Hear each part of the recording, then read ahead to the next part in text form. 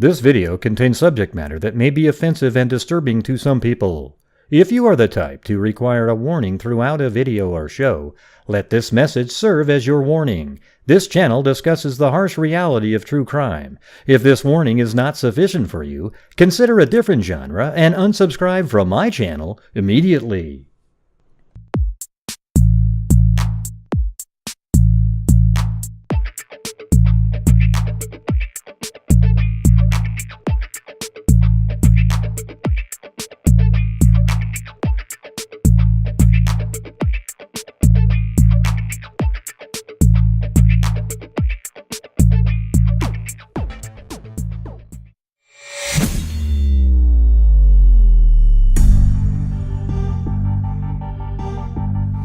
Yeah. What's going on, everybody? How in the hell are the freaks doing? You can't see me because I got a black shirt on. It's basically just my head floating in the air there. When people say, "Oh, Gray's got a big head, man. Look at him." Well, look at that. Woo! Look at that damn thing.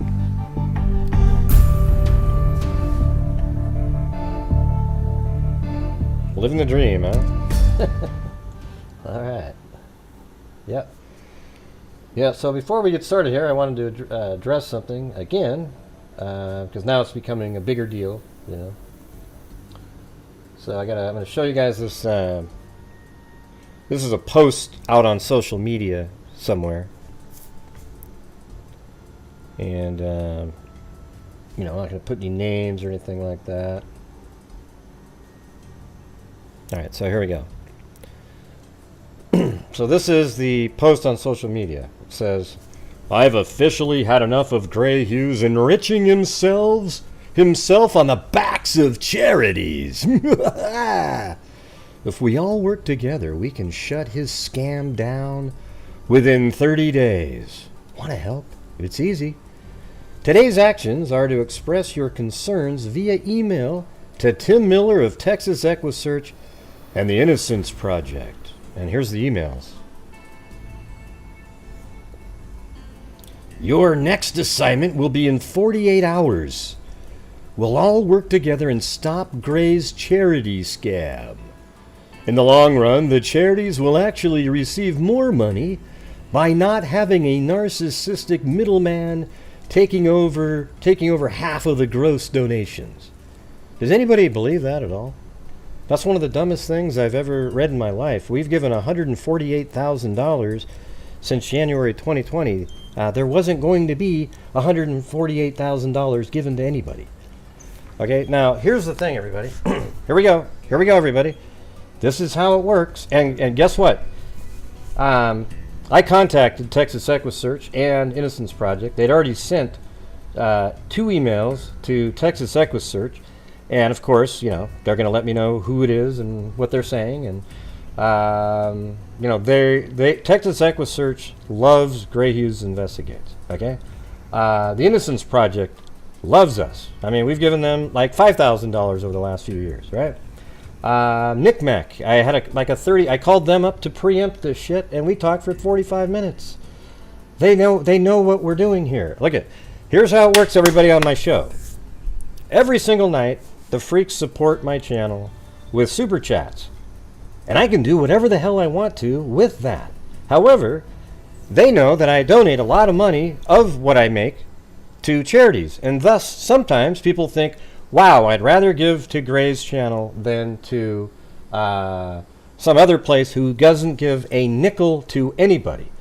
All right, so the thing is maybe that helps people want to donate to my channel, give me super chats and stuff, because that helps.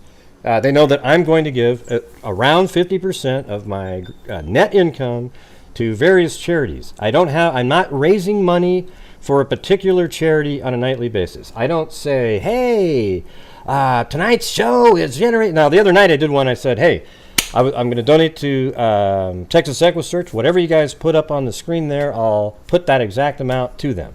That's 100% of what was up there.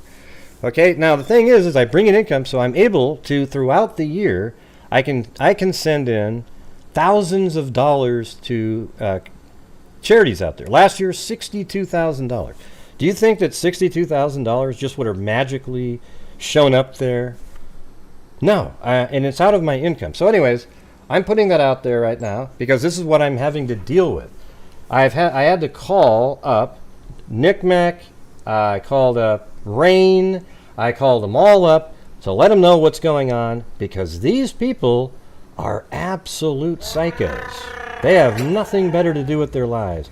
So I'm getting all of their names, and I have them, and I'm going to get them, and they're going to go into a list here. I've already contacted an attorney, and at some point, if the shenanigans don't stop, there's going to be some shit to pay, and you guys will lose, okay? Because I make it very, very clear on this show that I'm not a charity intake company. I merely just give over 50% of my net revenue from YouTube to charities. Now, PayPal, I don't get anywhere near the income on PayPal, and I use that sometimes to augment the charities, and I use it a lot for things that I have to do, like buy computers or trips and stuff, everything associated with the channel. Okay, so thank you, everybody. And thank you, Scout and Dude. Huh? Sounds like Gray hurt his feelings. I hurt my own feelings? Hey, Weedle B, can you at least have a grammatically correct sentence? Wow. God, they're so dumb. I mean, listen, the IQ of some of these trolls is so low that it's almost embarrassing. I mean, can you just at least formulate a reasonable sentence? That would be awesome. Thank you. All right, anyways, that's the, I talked to Colleen Fitzpatrick for like an hour on it. If they only knew how much they've got my back, these guys would be embarrassed. All right, so, wow. Okay, well, thanks, everybody. Yeah, great start to the show there, but had to get that out there.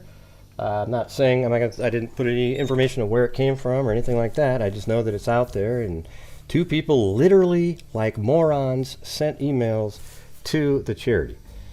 Wow, what an embarrassment. I'll tell you what, though, if any of those charities go, oh, God, and they give it back to me, oh, shit, I'll be happy as hell. I'll send it all over to one of the other ones who are gracious to have it. Because that means they believed idiots. All right, but none of them have. Every single one of them are absolutely thankful for what we do here on this channel. Okay, so thank you. You guys see the goal at the top of the screen there. It's usually higher than that, but it seems like the goal now is different. I'm not sure. But during the middle of the daytime show helps sort of augment this one now. So hopefully we can reach the goal. We got the Super Freak from earlier today, Mama She 13 was over there on the Jody Arias live stream, or the what do you call it, the flashback. They didn't actually. I don't think they had looked yet, but somebody let me know that this happened. And I read it, and then I called over there, and they were like, oh, yeah, whoa. And then they looked, oh, shit, yeah, we got two here. So it was like that. Yep. And they responded to one of them, and they said they have to respond nicely because I don't want to piss people off. But, in the conversations, they say, oh, yeah, these people are nutters, They deal with them all the time. Yeah, what's weird is this is what they would rather have me do. Never give another nickel to charity, and just sort of, you guys send me super chats, and if you feel like it, if not, that's just kind of what it is. It's crazy, man. It is crazy. All right. Anyways, let's just get on to they didn't really think it through. What is their goal there? Hey, charities, we don't want you to take money from Gray's income ever again, because we don't like Gray, and therefore we're not going to replenish any of that or come up with a way that you're going to get more. We just don't want you to deal with him because he's giving too much of his income to you. He should be giving, he's not giving enough of his income to you. He should be giving all of it to you. His entire income should go to you. These people are just lunatics. Yeah, I'm sorry you have to deal with this and even have to... Yeah, well, I'm having to explain it because now it's becoming sort of... They're trying to affect my life with it. You know, they're literally going out and, you know, communicating and trying to get a hold of people. I mean, how weird.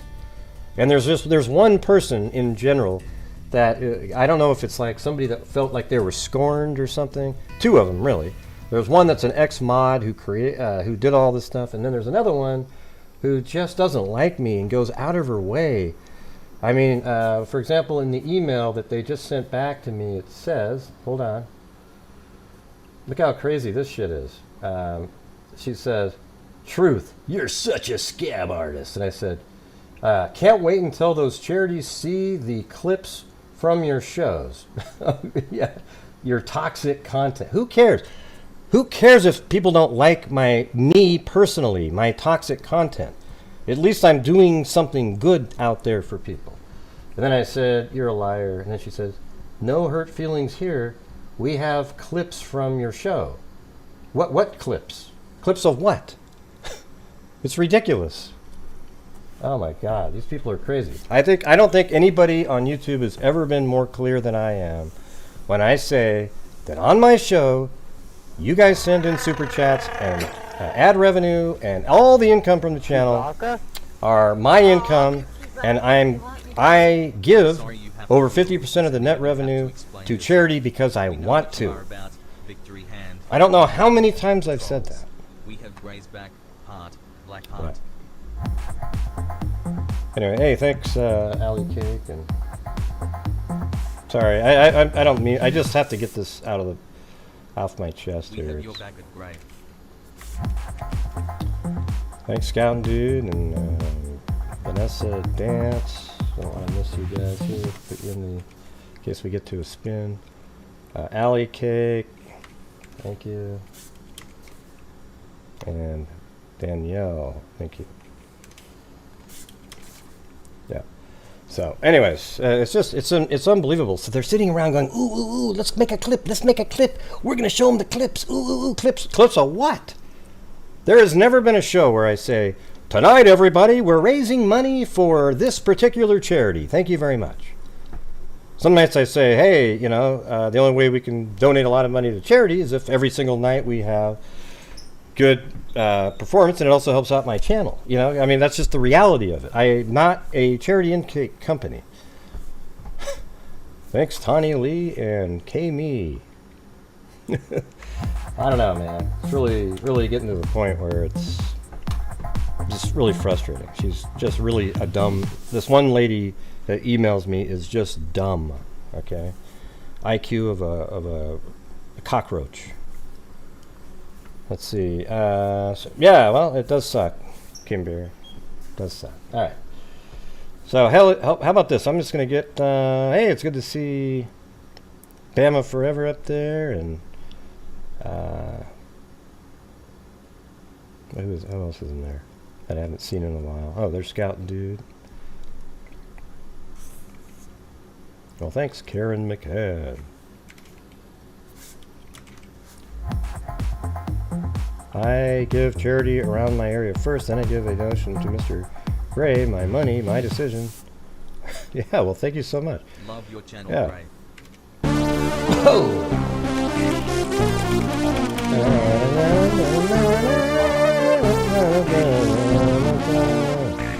Yeah.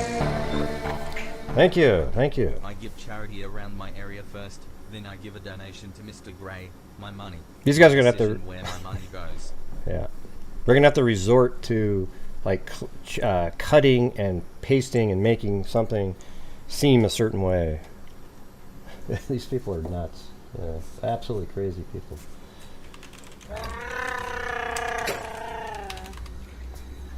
Chewbacca? Oh, I'll be Chewbacca if you want me to. Tell them to kiss my grits. Say WNC Granny said you could kiss my grits. Remember that? Thanks, WNC Granny.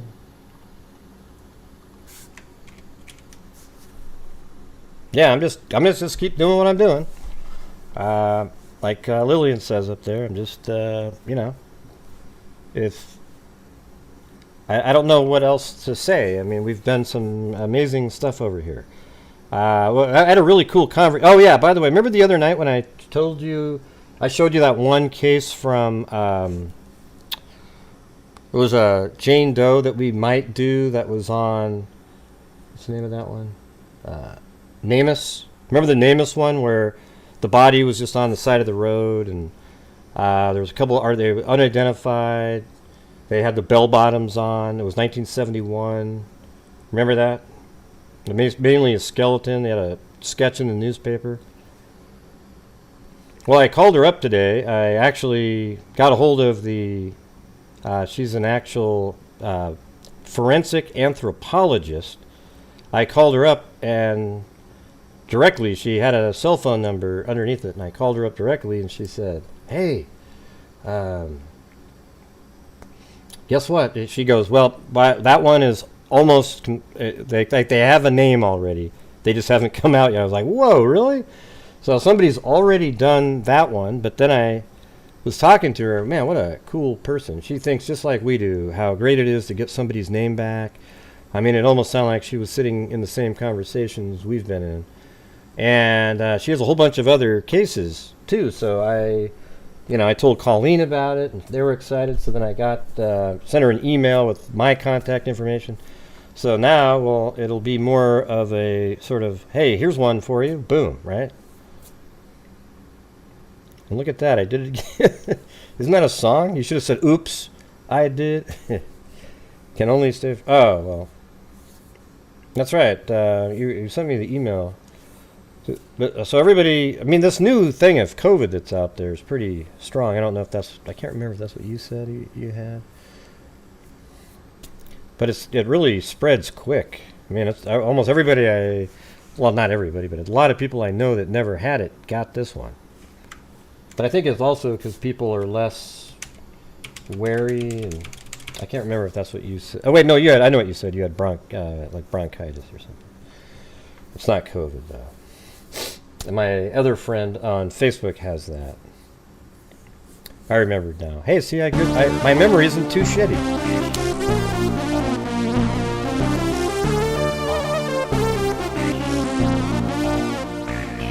You know, I don't like the... And look at that, I did it again. Smiley face. Well, thank you. Only stay for a while. Still recovering. What was the one? I did an antibiotic, and man, that just wasn't good for my stomach at all. The one for my nose infection, so...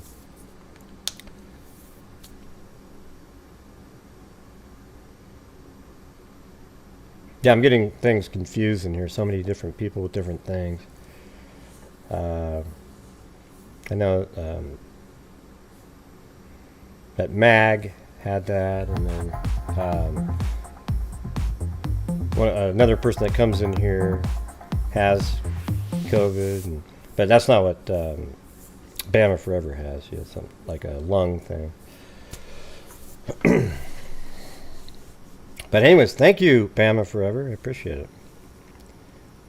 And everybody else, thank you guys so much. Man, it's just, isn't it amazing that they did that, you guys? Like, literally contact somebody because they don't like me. It's not because I'm doing something that hasn't been explained 1,600,000 times.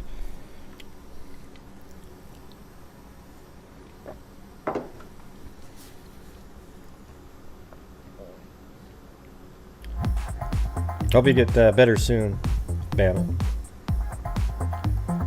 Thanks, David Hughes, my half-brother. Oh no, you're in trouble now. He's going to get trolled. But isn't that awesome? So I talked to that lady, and I think it might lead to some stuff coming up in the future. We'll see. I'll check back in with her.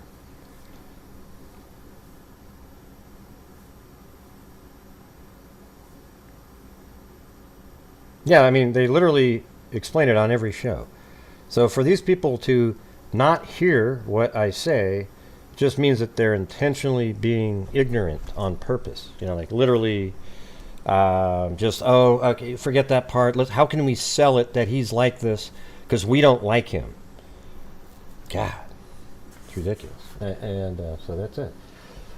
Okay, so let's do the Kegan Kline one first here. First, let's just get a sight of this guy. I mean, my God, people. Wow.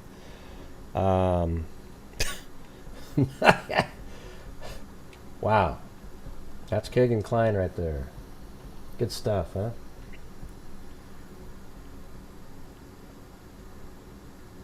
Definitely isn't Anthony Shots, I can tell you that right now.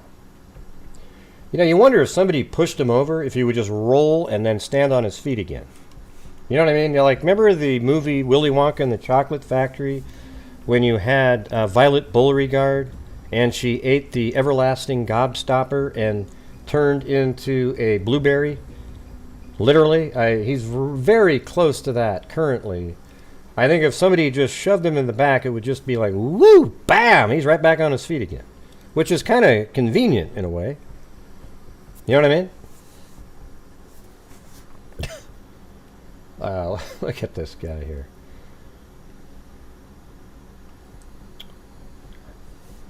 I'm just goofing around, you guys. Okay.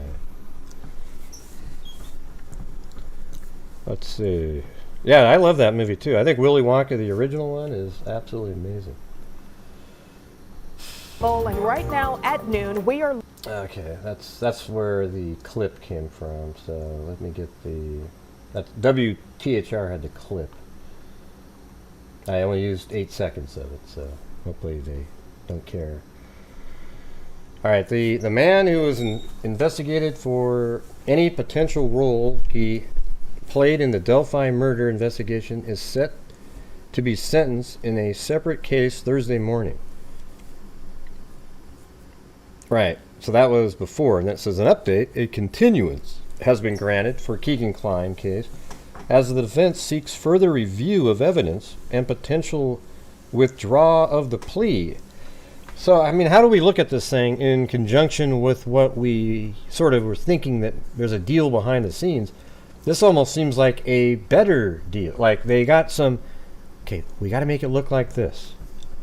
They got some other review of some new evidence that they gave him. Okay, yeah. So this will help you get a lighter, sentence. Or, I mean, who the hell knows? But it just seems really odd to me.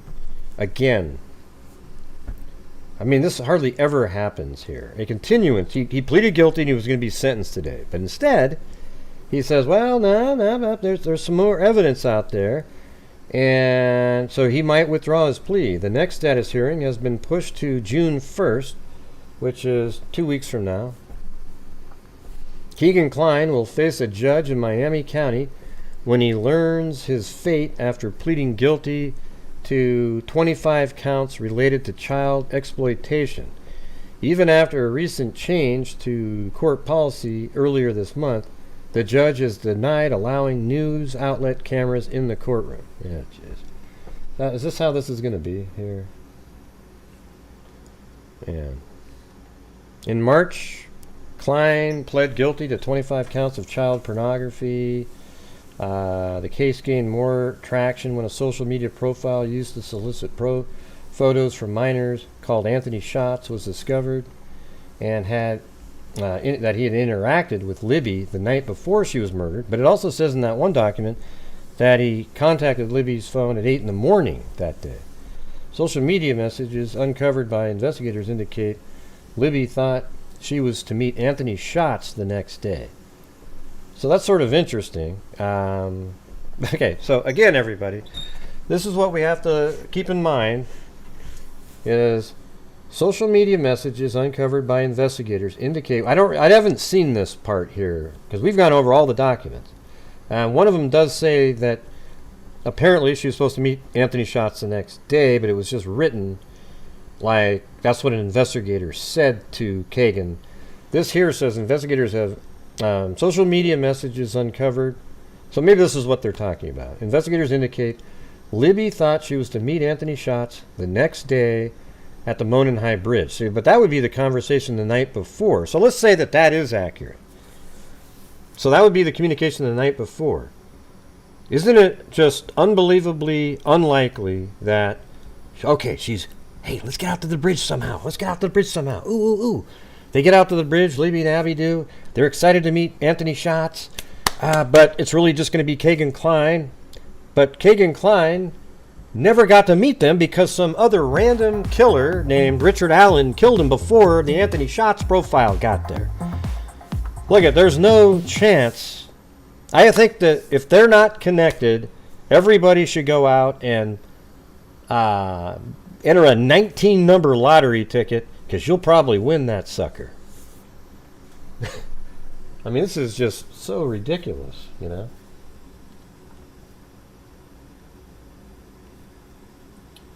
You know what I'm saying?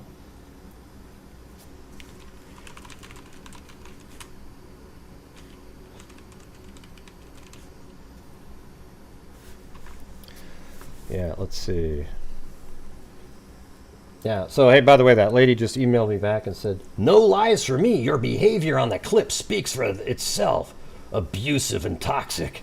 The reputable YouTube creators act with class. You not at all." So you know what that proves is they don't like me because they don't like my personality. That's why they're doing all these things. But anyways, what I just said a minute ago, don't you think it's incredible that there's just no chance that it'd be mind-boggling at this point if they're not connected, these two cases. Investigators have never alleged that Klein was at the bridge that day or played an active role in the girl's death, even though he was supposed to meet him that day, right? So doesn't it make it seem more likely that Kegan wasn't going to go there, but gave the information to Richard Allen to meet the girls, and he was there right around exactly the time they were going to be there? I mean, it's just, isn't it incredible? He gets there at 1:30, and the girls get there at 1:48. Right? Don't you think that that is him, Richard Allen, communicated with Kegan Klein, or vice versa, whatever it was. Kegan Klein said, "Hey, I got a live one here. She's going to be at that bridge right around 1:30, 1:45 or something." So Richard Allen, boom, he hops to it. He gets all ready, planned, maybe even the night before, right after the communication. I wouldn't be shocked at all if there's some way that they can determine that Richard Allen communicated with Kegan Klein the night before, and he was he was going to go there the next day, and he got there at 1:30, a little early perhaps. Maybe the girl's going to be there at 1:45 too, and he gets there, and he's just waiting for him. He is Anthony Shots. Okay, doesn't that make more sense than just saying, "Oh, well, he was Kegan Klein." Via Anthony Shots' profile, told the girls he's going to meet him there the next day, and he just didn't show up at all. Randomly, he didn't show up at all, but he was supposed to meet them. But the girls get there, and lo and behold, another serial killer-like person happened to be there and killed him. Come on, you guys, right? I mean, I think everybody has better common sense than that. And if I tell you what, if it turns out that Kegan Klein is not involved, shit, I don't even know what I would be dumbfounded. I mean, it would be worse than in the Gabby Petito case, those two girls in Moab who had absolutely nothing, were killed just after they were there, and it seemed like they were the killers. It would be even worse than that. It'd be 1,000 times worse than that one. That one, turns out, it wasn't Brian Laundrie, which was really crazy because he was there and he talked to the same two girls that were murdered by somebody else. So weird coincidences happen, but this is much more coincidental because Kegan says he was supposed to meet him there and he didn't. And then Richard Allen shows up right at the time the girls got there. I mean, come on, you guys. Is there anybody that really thinks, I mean, maybe I should do a poll here. Let's see. So what would it be? There's only two options. So just options. I'm just going to put options as the title. Kegan contacted Allen to meet girls. And the other one is just randomly Richard and, let's see, what would the other one be? Just a coincidence. So, there we go. And there we go. Right there.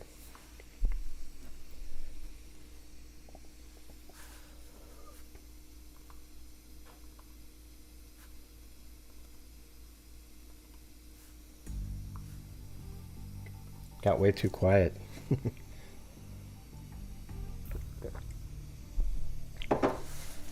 Yeah. So we got like 8% right now is a coincidence. Really? I mean, that seems somewhat reasonable.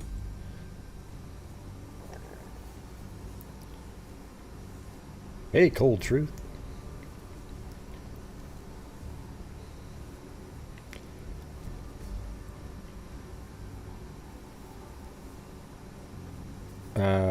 What was the question? Help me understand. Can a person watch voyeur like the Dropbox online chat? Well, it's a file sharing place, so you could load something up onto Dropbox and you download it onto your computer. So he could just put the conversations on there, but there was also video things like Meet Me or Join Me or some shit, where you could be sharing stuff like that, and you know, there's no backup of it or anything.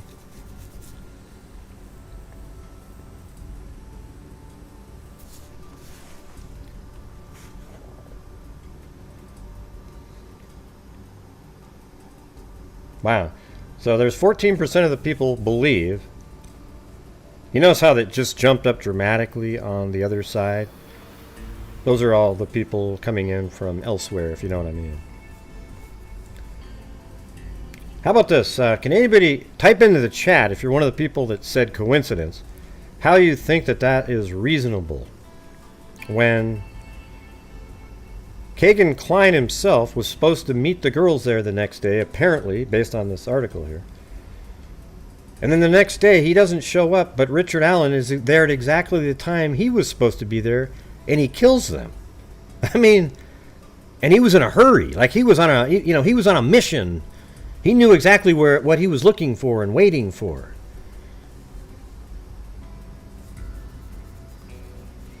And you know what's even more interesting? What if they said, "Hey, let's go I'll meet you at the bridge."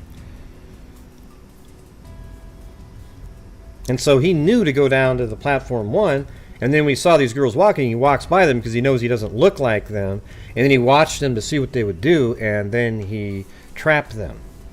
I mean, it makes you think of a whole bunch of other options, right?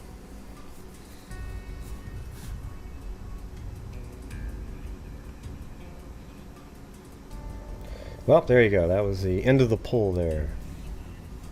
Investigators have never alleged that Kline was at the bridge that day or played an active role in the girl's death. Right. While Kline has never been charged or named as a suspect in Delphi killings, he has become inextricably linked to the case. In his child exploitation case, Kline pleaded guilty to 13 level 5 felonies, which carry a maximum of 6-year prison sentences and 12 level 6 felonies.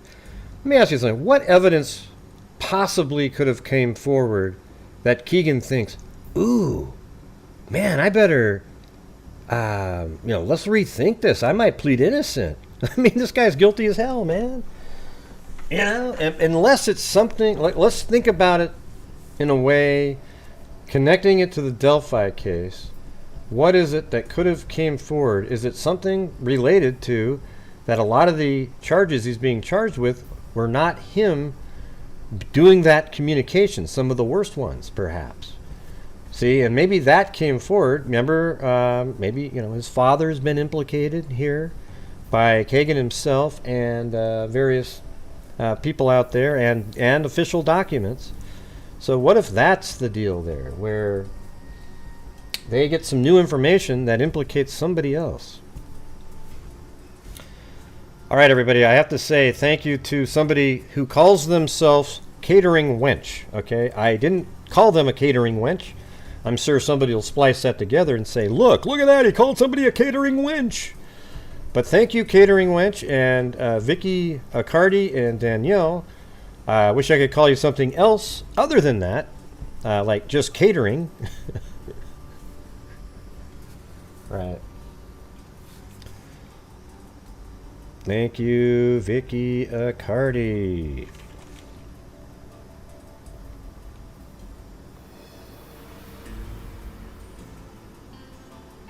And thank you for supporting the channel out there. Thank you. Thank you, Danielle. You said, and why hasn't his dad been arrested? Well, because they probably haven't been able to prove something, but maybe, wouldn't that be amazing, if some new evidence has come forward lately that points to him. Then, well, he doesn't want to go to jail for some of those other ones, right? You know, the Emily Ann stuff, but he seems like he should have already known that, so I don't know. Danielle with the taco stomp. And why hasn't his dad been arrested? Good evening, Gray. No coincidence. There is a connection in there. I'll be back if you want me. So you agree with me? Good evening, Ah, good. No coincidence. I mean, I thought there was a connection in there. The second they arrested Richard Allen, I thought there's a connection there. Because it's just, there's just no way. Especially because we had already read all those documents that say that the account had communicated with Libby that day. Remember the whole part about the account where the girl, one of Libby's friends communicates with the Anthony Shots profile and says, "Hey, did you hear what happened?" He goes, "Oh my God, what?" And then they're missing or they were killed, whatever. And he goes, "I was supposed to meet him there today." Wow. Okay, so that means he's continuing from the night before when he was supposed to meet them there today. That actually makes more sense now when you put that together.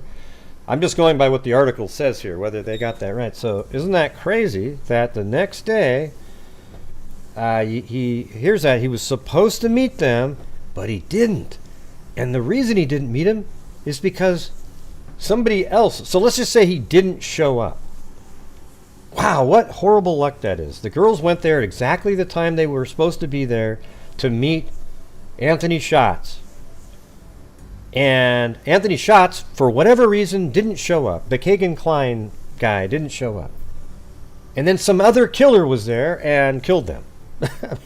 Give me a break. I mean, I know there's a lot of killers out there, but this is crazy. Like they're lining up out there. "Hey, you coming here today, Joe? I got some..."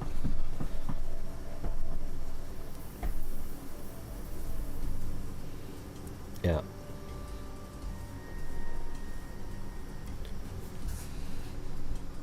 Huh?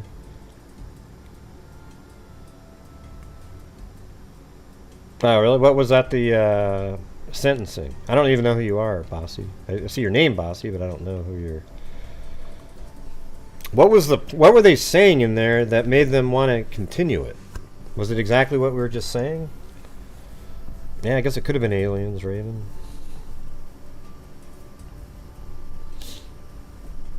Oh, what are on Richard Allen's devices? I don't know. They haven't told us that kind of stuff. But I always think that the Samsung phone that was factory reset in Las Vegas that Kegan claims he found sitting on the back of a taxi cab, I find that to be ludicrous. I think that phone had something else on it. I think there was something bigger on that phone that never made it back to Indiana after getting to Las Vegas. That makes sense?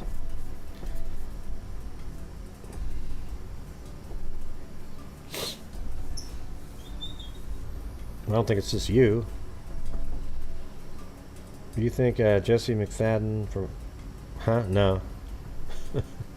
I don't. There's so many pedophiles out there. It's a huge industry. He was claiming there's discovery he wasn't aware of, or some not. So it could just be a delay tactic, right? I mean, just purely, oh wow, let's take it. But he's already toast, right?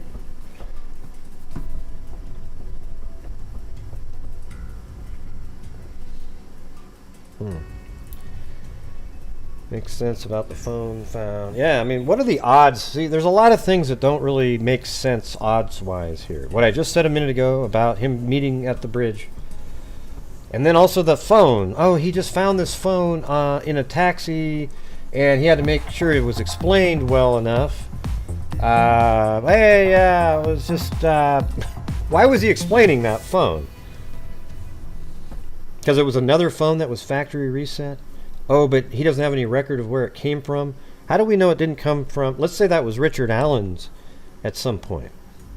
Or some other phone that, I mean, I don't know where it came from. Thank you, Karen Van Patten.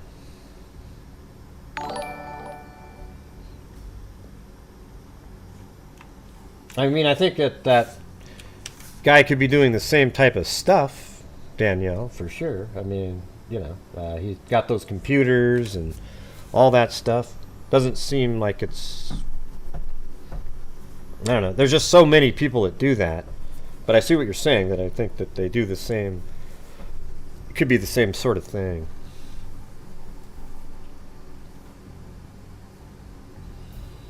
Yeah, I mean, that case was... that's crazy.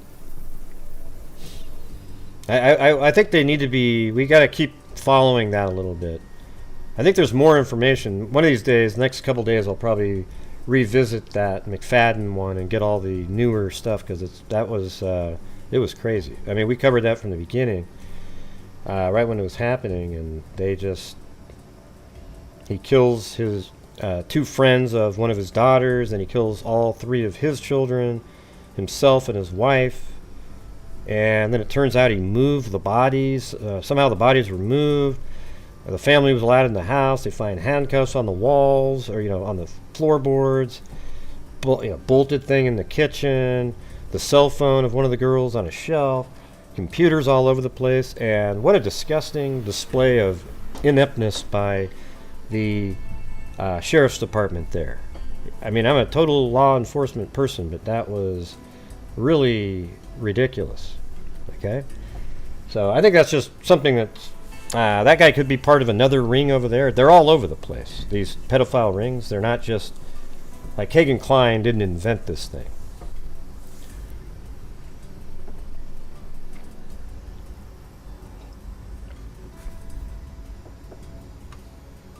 Kegan Kline plea contains no guarantee of Delphi murder investigation help.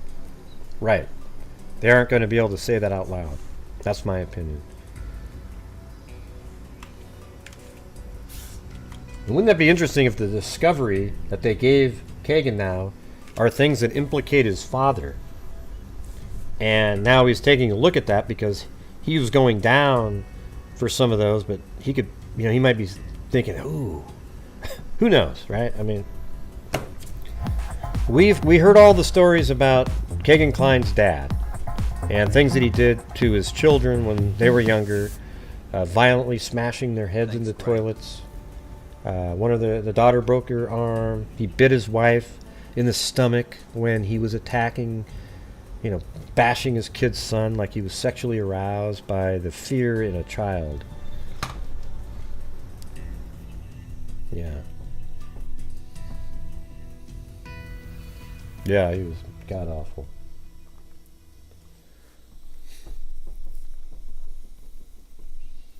Yeah, definitely could be connected for sure. Alright, well, that's all I got really on Kegan. I think that's sort of, I think we're all in that same place. Most of us. Some people just, I don't know, man. Logic doesn't make sense to them. And every once in a while they're right, like the 1 in a million shot that it isn't connected. They'll say, see, you were always saying it was connected. I mean, the thing that I always get crap for is that I would say that there was no social media connection.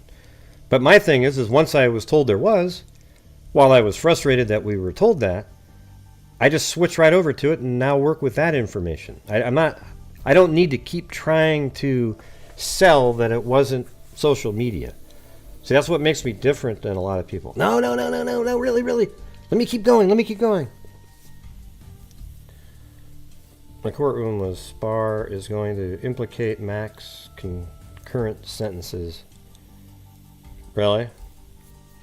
I don't know. I think he's going to get something really off, because I think it was an unwritten conversation with somebody to give him a little lesser because he helped out. How do you? I think Richard Allen was discovered because of Kegan Kline. I mean, doesn't it all just make sense now? And a little. I mean, if it doesn't, if this isn't happening, it's shocking. Because think about it like this. Let's just do this one more time. Kegan Kline was supposed to meet the girls at the bridge that day. He doesn't show up for whatever reason. Literally 20 minutes before the girls get there, Richard Allen shows up, waiting specifically for those girls, Libby specifically, likely. Boom. That's crazy. Like, they had a conversation. But then you look back to the investigation part where you have Kegan Kline being taken out of his jail, brought to a prison, and at the same time he was talking to all these federal agencies, and then he takes them over to the Wabash River. They search the Wabash River for a month for some items, and then 2 weeks later they arrest Richard Allen. I mean, you don't think that that's like that's even more coincidental there? 2 weeks later, after 6 years, they arrest Richard Allen, who was the guy that killed the girls instead of Kegan Kline being there. That's 2 times that they're connected like that. Oh, I don't sell them on there, the notebooks. Cold Truth. They're a PayPal thing where people send in 25. I send them the notebook and a stress ball that's a free cart and a blue pen. Here, let me let's see, where was that? Just a second. Oops. Where is that? Oh, Danielle sent me a couple of pictures, so I gotta show those now. Is that it? Ah, that's not it.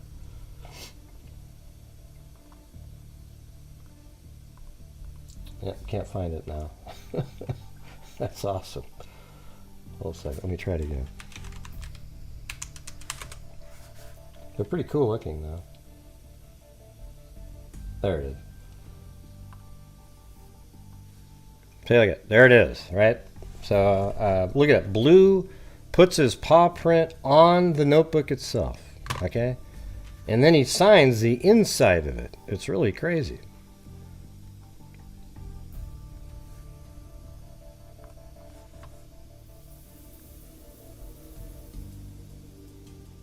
Yeah.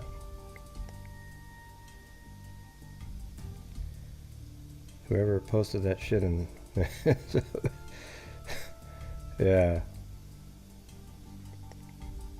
Yeah, I mean, it's just amazing that they do that stuff.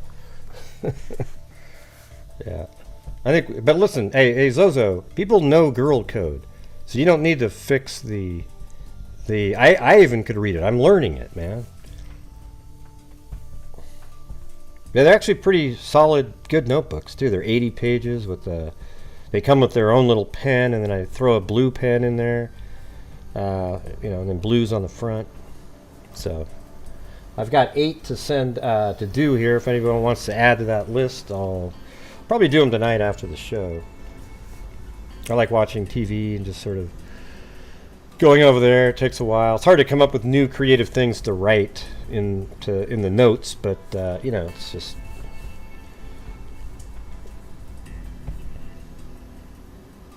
But what about what I just said a second ago? There's 2 things that are coincidental. I always thought it was coincidental that after searching the Wabash River, after they were done searching it, and Carter flies over on a helicopter of victory almost. 2 weeks later, they're searching Richard Allen's house. And then we've got the other story where Kegan Kline. Okay, so they were searching there because of Kegan Kline, by the way. They're searching the Wabash River because of Kegan Kline. 2 weeks later, Richard Allen's arrested. Then, during the day of the murders, Kegan Kline was supposed to meet the girls there, but doesn't show up. Then Richard Allen shows up, and he kills the girls. So isn't that just shockingly, just that alone should be enough for people to go, whoa, those sound connected. Right. That's right, Lillian, see?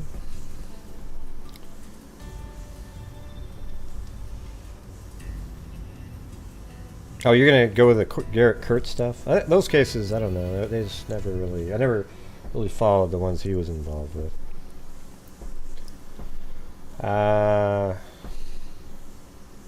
Kind of like Blues Clues. I don't have a Blues Clues notebook. I just have Blue.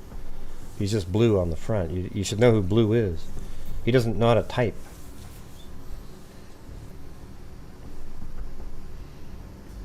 Yeah, Garrett Kurtz is the horse one. I mean, it was interesting that he was there, but I don't think he has anything to do with it. I mean, he'd been on that property before, not there that day. Excuse me, don't take that one.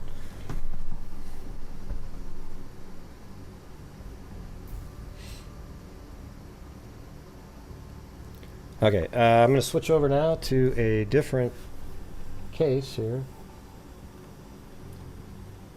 And then we'll get to the last one, the Turpin-like family, coming up here in a minute.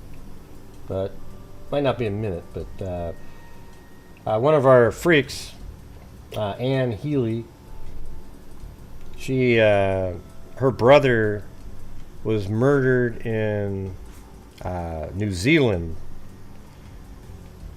back in, like, I think 2022 maybe. Can't remember what year it was. She sent it to me a while ago. But I thought we'd take a look at this one, because I think there's some, developing information that's happening.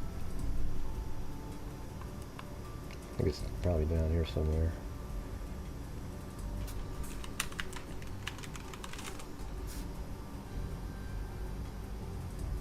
What's weird is how small New Zealand is, but how incredible fly fishing they have on there for trout and stuff. Thank you, Eugenie.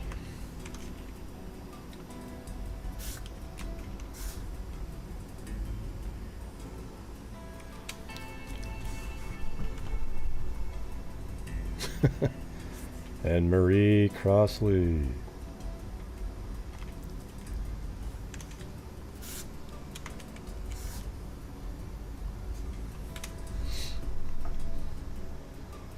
Okay.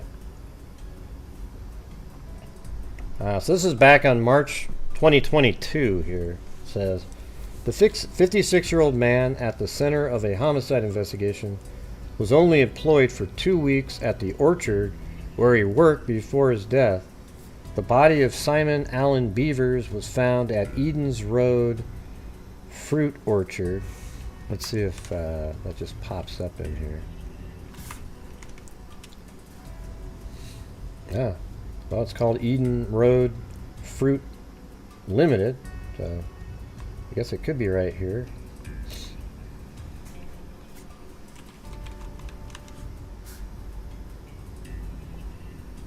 So his name is Simon Bevers. Let me put that in there. Same like Missy Bevers has that same name. Now, so he's not in here, so.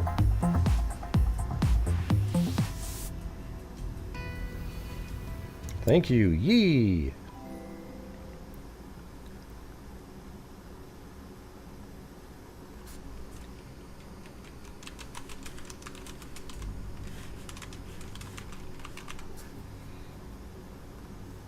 And hey, Lillian, how you feeling?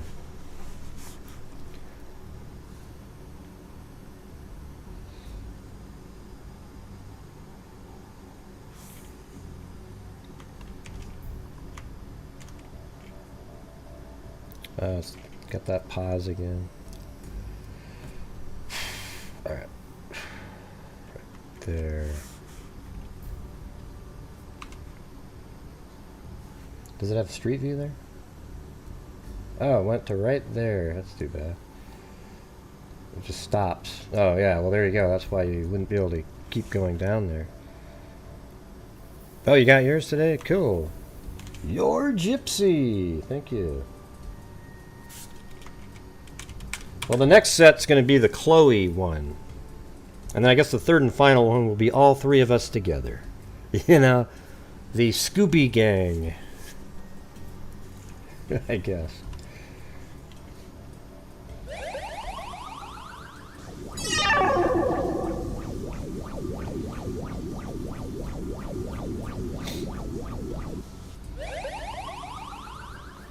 Love the notebooks. Well, cool. Okay, so right here, it's the 56-year-old man at the center of the homicide investigation was only employed for 2 weeks at the orchard where he worked before his death. So this is one of our freaks' family members. Detective Senior Sergeant Anthony McCoy said Bevers had been employed by Eden's Road Fruit for 2 weeks before his death.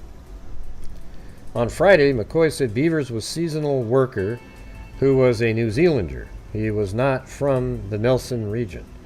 Police could not reveal how or when he had died.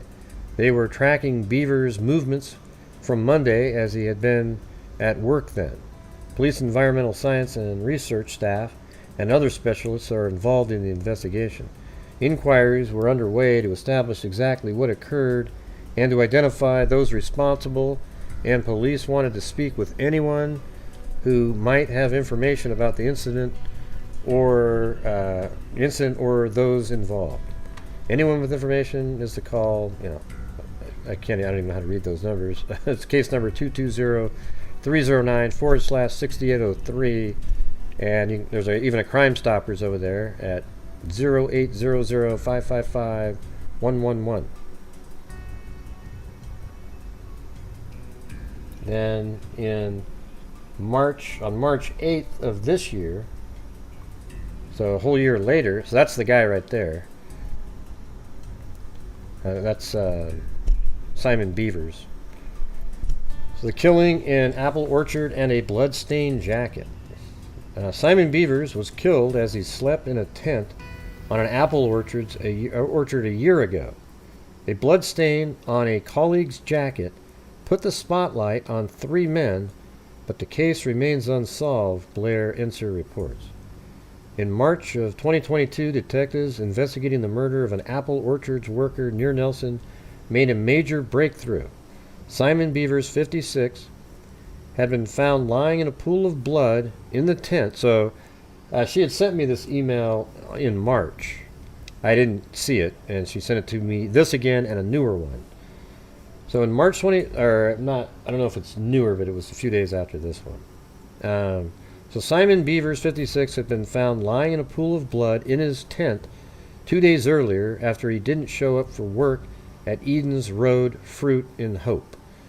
He'd been attacked in his sleep with a sharp object in what appeared to be a targeted killing. The breakthrough came during a search of nearby staff accommodation. Forensic investigators found on a coat hanger near the door a green puffer jacket. On the cuff of the right sleeve was a streak of blood. The blood belonged to Bevers. Police believe it was very likely the jacket had been worn by his killer. The problem was 3 men lived in the room. Detectives knew who owned the jacket, but all the men had access to it. None of them said they'd worn it recently, and there was no way of knowing who was telling the truth. So apparently that's the jacket in the room right there. That's sort of interesting. Let's see. A year on, the murder remains unsolved, and the jacket's owner, a 47-year-old father of 10, hello? Wait, 10? Jesus. Is living in a remote village on an island in the South Pacific. The other 2 men, both aged 30, recently returned to Eden's Road Fruit to pick apples. Police have been tight-lipped about their homicide investigation until now. Now this says, on the morning of Wednesday, March 9th, here, look at guys, look at that, March 9th, 2022. I see I'm not going nuts here, but see how March 9th is in there again? Remember how I brought that up yesterday? Like, I just keep seeing March 9th. I didn't even know this said that. You gotta admit that's weird. I mean, it shows up all the freaking time, right? March 9th, 2022, the body of Simon Allen Bevers was located in his tent at an apple orchard in the Hope, Tasman. It is believed he was murdered in his tent between 8 p.m. on Monday, 7th of March 2022 and the morning of March 9th, 2022 when he was located. You gotta admit that is kind of weird, right? I just told you guys that like 2 days ago. It is hereby notified that a reward of up to $100,000 will be paid for material information or evidence which leads to the identity and conviction of any person or persons responsible for his murder. The Commissioner of Police will determine the amount of the reward and will apportion it if there is more than one claimant. Okay, so huge reward there. I mean, $100,000. That's just huge. Yeah, definitely seems like a coworker. I mean, this is him right here. In a bid to catch Beaver's killer, they've announced a $100,000 reward and immunity from prosecution for information that leads to a conviction. What if you're the killer, though? Hey, I did it. Okay, great. You're immune. Here's $100,000. At the same time, the officer in charge of the investigation, Detective Inspector Mark Chenery, has revealed a raft of new details about the perplexing case, which he says was one of the strangest he's dealt with in his more than 30-year career. Beaver's tight-knit family have also spoken publicly for the first time about the immense impact the murder has had on their lives. They have a message for the killer. What possible reason can explain or excuse taking the life of another person, a beautiful and kind person that you didn't know? You have caused so much suffering that it's affecting a family in ways you've never imagined. A mother who has lost her son, sister who have lost their brother, nephew who will never see their uncle again. It's heartbreaking. We will never be the same again. Bevers grew up in Wellington, the second youngest of 4 siblings. He had hearing loss as a child, which affected his speech, but he quickly learned to lip read and became very aware of people's body language. After leaving school, Bevers trained as a chef. He worked in various restaurants in New Zealand and Australia and was part of the catering team for Prada during the America's Cup in Auckland in 2000. But cooking wasn't his only passion. According to his family, Bevers was a creative soul, a keen reader, and a New Zealand history buff. He sang in a cathedral choir in Wellington, taught himself how to play the piano, and composed his own music. He also loved films, so as an adult he attended South Seas Film and Television School, went to work as a cameraman on several New Zealand productions, and managed a television studio in the Netherlands. He sounds like a pretty interesting dude. Bevers spent more than a decade living overseas, which is where he became involved in fruit picking. He worked in orchards in the United Kingdom and Australia before returning to New Zealand. His family says he picked an array of fruits, but mainly apples, which earned him the nickname Uncle Apple from his 2 nephews. He loved the outdoors, the physicality of the job, exploring different countries, and having contact with a variety of local overseas people, his family says. The work gave him the flexibility to dedicate time to other projects such as script writing. In February 2022, after a stint fruit picking in central Otago, Bevers drove north in his green Toyota Caldina to Nelson and secured work at Eden's Road Fruit. So there's that picture they were showing us. The orchards between Richmond and Wakeland was a temporary home for about 15 people, including 5 men who'd been recruited from Samoa as part of the recognized seasonal employer scheme. Those men, who'd been in New Zealand for an extended period because of COVID-19, lived in an accommodation block at the Edens Road business. Bevers pitched 2 tents in a nearby implement shed, one for his belongings and the other for sleeping in. He began picking apples the following day. A fortnight later, about 8 p.m. on Monday, March 7th, Bevers introduced himself to Czech people who recently arrived at the orchard and were preparing to bed down for the night in their van. The trio talked for about 10 minutes about the couple's short time in New Zealand and their shared experiences of fruit picking in central Otago. Bevers appeared to be in good spirits as he walked back towards his tent in the fading light. It was the last time anyone saw him alive. The following day, Bevers failed to show up for work. So he was supposed to stay in a tent, so you got a jacket in here with blood on it? The following day, Bevers failed to show up for work, but that didn't raise any alarm bells. Often people would take the day off if they were tired or sore, but when he didn't emerge the next morning, a colleague went to check where he was, or check to see if he was okay. As they peered into his tent at about 7 a.m., they were confronted by a grisly scene. Bevers' lifeless body was partly covered by a duvet, and his t-shirt was soaked in blood. The orchard owner alerted police, who launched a homicide investigation dubbed Operation Crab. Detectives quickly established that on Monday night, 4 people had been drinking and listening to music in a nearby caravan. Drinking was against orchard policy. No one from the group reported seeing Bevers. They said they went to bed variously between 9:30 p.m. and midnight. Police carried out a massive search of the orchard. In one of the 4 rooms in the accommodation block, they found the blood-stained green puffer jacket. It belonged to a 47-year-old Samoan, part of that, the migrant worker scheme, they said, who was among those who'd been drinking in the caravan. Wonder if we can see any of these.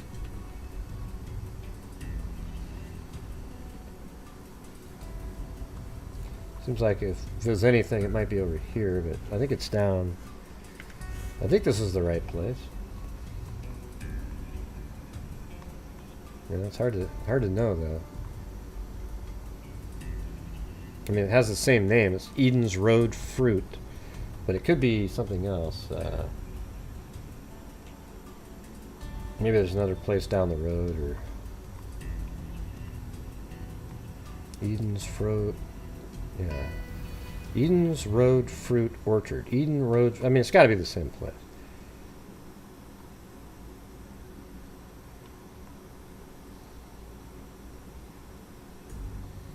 Yeah, I mean, maybe it's just right in this area. It's hard to tell, though. It turned out the same man had failed a random drug test on March 1st after someone had quietly alerted management that he'd been smoking cannabis. The result jeopardized his employment. The informant wasn't Bevers, but there were whispers it might have been. When questioned by detectives, the man denied any involvement in the murder, so he might have been revenged for turning him in. Hey, welcome, Tanny Nelson. And for those who thought I said Tanny, I said Tammy. Oh my God. Ask how much you'd give before, It's ironic. It's never-ending question. Ask how much you give before asking great. I don't know what that means. What does that mean? It's ironic. I don't get it, man. I'm confused. Yeah, let's see what he says. It turned out the same man had failed a random drug test, so he's probably blaming Simon for that. When questioned by detectives, the man denied any involvement in the murder. He said he thought it was someone other than Bevers who dropped in for using drugs. Police had reason to suspect the man was the killer. The blood on the jacket was compelling evidence, but it wasn't a smoking gun. Someone else, like one of the 2 roommates, could have worn the jacket to kill Bevers, or the blood could have been there some other way. It had been hot in Nelson, and no one reported seeing anyone wearing the jacket in the fortnight Bevers worked at the orchard. The autopsy didn't reveal any relevant historic injuries that might have caused him to bleed in the days before the murder. The roommate, also Samoan, RSC worker, told detectives they played no part in the crime and didn't know who was responsible. Neither of the men had been drinking in the caravan. One said he watched a movie before going to sleep. The other had apparently played pool in a shared kitchen. Frustratingly for police, there was little other evidence that pointed to the identity of the killer. Bevers appeared to have been sleeping When he was attacked, there was no sign of a struggle, and no one reported hearing or seeing anything suspicious on Monday night when it's thought he was killed. Nothing obvious was missing from Beaver's tent. Crucially, the murdered weapon has not been found. Schindley won't reveal how Bevers was killed, other than to say he was attacked with a sharp object.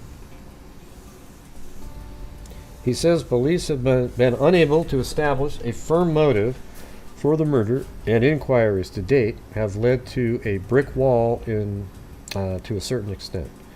What does this say?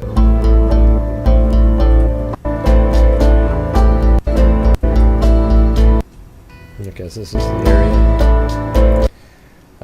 It would seem unlikely someone had come in off Eden Road randomly and decided for whatever reason to go and attack Simon Bevers in his tent. Our inquiries have led us to believe that the person who killed Simon knew where he was and was quite motivated to do what he did. Or to do what they did, I guess. Schindley says the 47-year-old Samoan, hey, thanks, Tawny Lee, man had been interviewed 4 times by detectives and knows he's central to the inquiry. The man was allowed to leave New Zealand in May last year and is living with his family in Vatapua, a village on the western tip of Samoa's largest island. Unlike the roommates, he has not flown across the Pacific to pick apples in Nelson again this season. It's unclear why. These inquiries never go away. I would implore someone who has knowledge of this heinous crime to do the right thing. On the morning of March 10th last year, Simon Bevers' younger sister received a text from their mother. She needed to talk to her urgently. I rang her, and she told me what had happened, and our world ended. Since then, she has struggled to come to grips with the sudden loss of her brother. We were very close. Simon was always my protector. It's been a year, and I still cry almost every day. Bevers is remembered by his family as a quiet, thoughtful, and sensitive man. Here, I'm going to go to this. There's one more article here. This one's from March 10th. So, let's see. So, this one says, I didn't kill him. Murder suspect doesn't know how victim's blood got on his jacket. There you go. There's your question, Zozo. A suspect in the mysterious murder of a Nelson apple orchard worker has emphatically denied any involvement in the crime, saying, I didn't kill him. Filippo Mapasuga, 47, has been interviewed 4 times by detectives since Simon Bevers, 56, was found lying in a pool of blood in his tent at Edens Road Fruit in Hope. So let's see, is this where this is? Yeah, I mean, Eden Road's Fruit, Hope, yeah, so it's got to be the right place. Now, on March 9th, 2022, the father of 10, who is now living in a remote Samoan village, is the owner of an infamous green puffer jacket, which police believe was worn by the killer. In a major breakthrough earlier in the homicide inquiry, forensic investigators found a streak of Bevers' blood on the right sleeve of the jacket. The problem was all 3 men had access to it. A year on and the murder remains unsolved, and police have announced a $100,000 reward and immunity from prosecution for information that leads to the conviction. Despite being a person of interest and central to the homicide, Mapasaga was allowed to leave New Zealand and return to Samoa. Yeah, that's going to work out well. I'm sure they have a really favorable extradition treaty there. I don't know how the blood got on my jacket, he said. I didn't kill him. I don't know who killed him, except you thought that maybe he snitched on you. Mapasuga was recruited to work at Edens Road Fruit as part of the recognized seasonal employer scheme. I think when you put the word scheme in there, it gives it sort of a negative connotation, doesn't it? At the time of the murder, he'd been in New Zealand for just over a year, an extended period due to COVID. Yeah, I think this is basically pretty similar to the last one, so... Well, wow, I don't know how they're going to get to... It would be one of the other people wanting the $100,000 to turn on the other one, but I would doubt that, like, somebody from Samoa is going to want to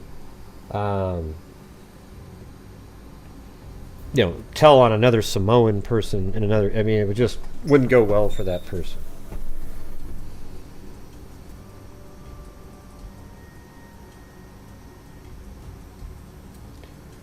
Okay.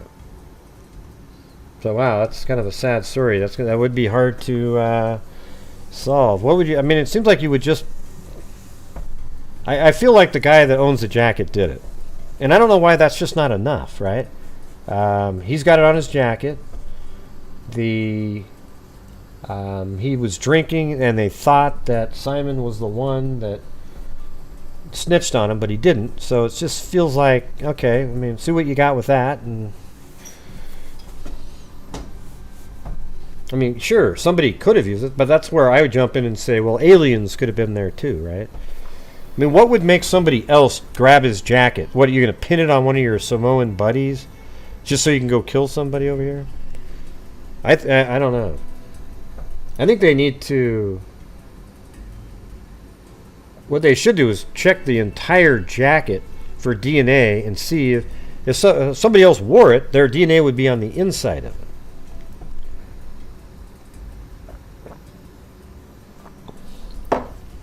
Yeah, they need to test every bit of that thing. I guess it's also possible that a killer walked by and it smeared on the jacket when they walked by and they weren't even wearing the damn thing.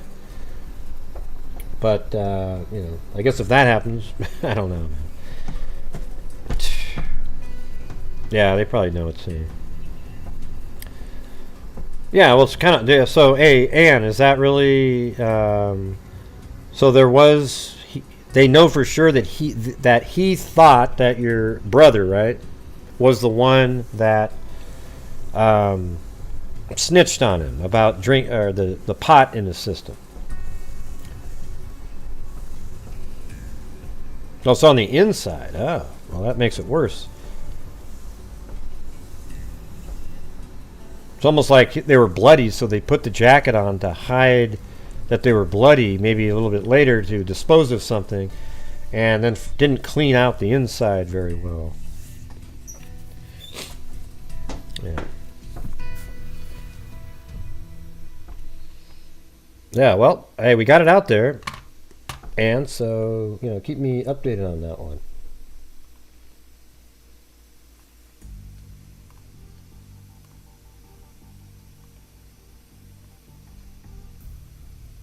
Ding, ding, ding, ding, ding, ding. Thank you, PayPal. Earlier today, Emily Flotilla bought a notebook, and then we had Wendy B, and also, well, it says, well, I'll just read the note. It starts with, let's see, I'm not really sure. I'll give the initials as DR, but it says, been following the Delphi case almost from the beginning on your channel and others on YouTube. Your investigations, content, speculations on Delphi case are the best out there. The show on May 12th, the Delphi murders of Abby and Libby A to Z, was very well done and prompted me to send this donation. Keep up the good work. Hope for justice for Libby and Abby. I mean, those are like the coolest messages, things like that. It make me go, okay, I must be doing something right at some times. Then also, Danette, thank you for the PayPal, and Lois, and Mary, so thank you.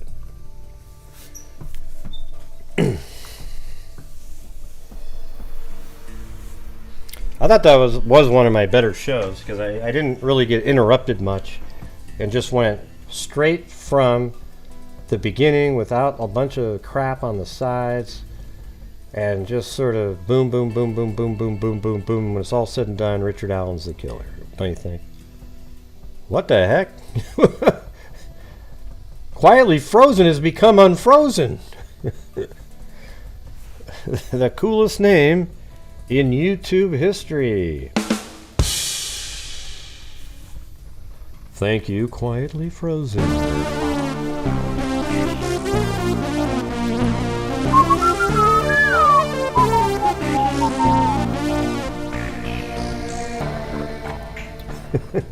That was very cool. Thank you. Awesome, man! You just doubled the goal. That was awesome. Hey, thank you so much. Appreciate it. Oh, you made it to your first hotel? Or? Now you're always traveling around doing stuff. Well, it sounds like they did. Well, yeah, they need to do a full test, not just on the blood that they found.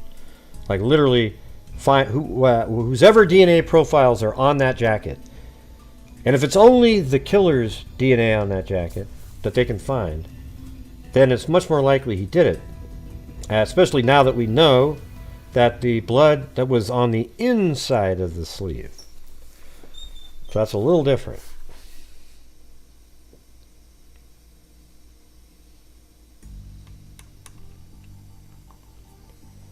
Yeah, that show has quite a few views on it for my normal live streams. Usually I get like 3,000 maybe maximum. Yeah, well, I'm sure he just tossed the weapon somewhere. If they had the weapon, there'd probably be charges.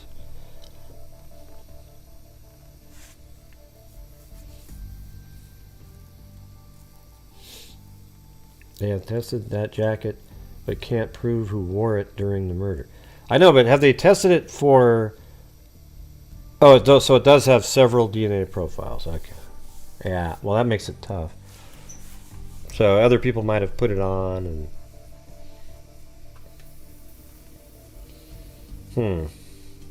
So what they're doing is they raise the... This is a case where they know that two other people at least know who the killer is.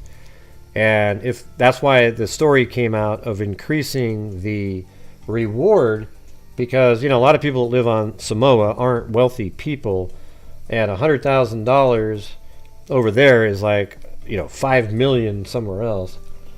So maybe it's a thing where you just got to keep raising that up and up and up, and make it worth somebody's while to come forward and tell what they know. But I would think that the bond that those people have, you know, like they probably came all together. Sounds like maybe, and it'd be hard. It'd be kind of weird to the, you know, see what they, you know, it'd be weird to me if they told on one of their friends, I guess. Gray to the Hughes.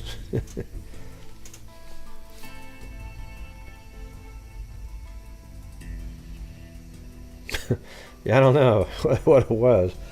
It's kind of weird that multiple people's DNA is on it.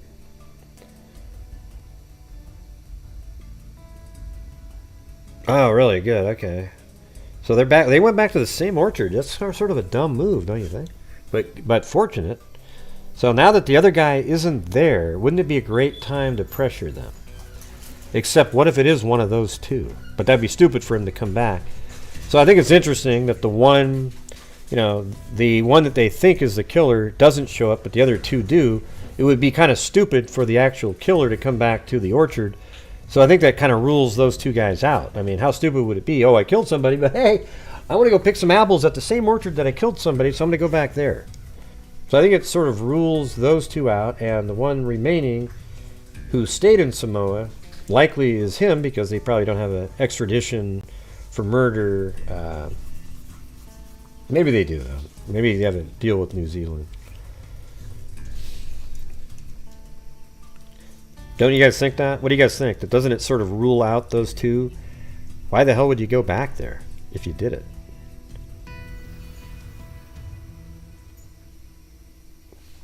Yeah. So I think that's good circumstantial evidence, don't you think? That those two came back. I mean, how dumb. There's tons and tons of orchards out there. Ugh.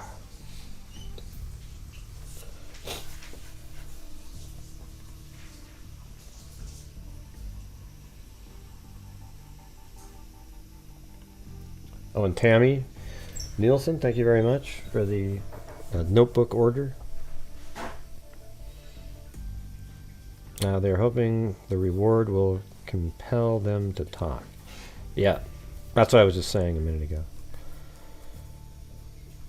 especially money might talk to somebody that's working as on an orchard.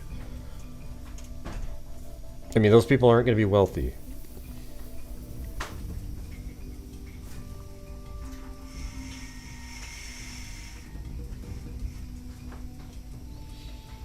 Maybe someday, WNC Granny, but that's not the next one.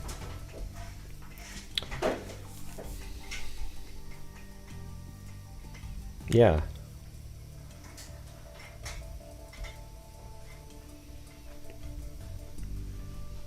What do you mean, no, they need foreign DNA on Simon's things? It seems like where he was killed, the killer would have touched something in that tent, unless they had gloves on.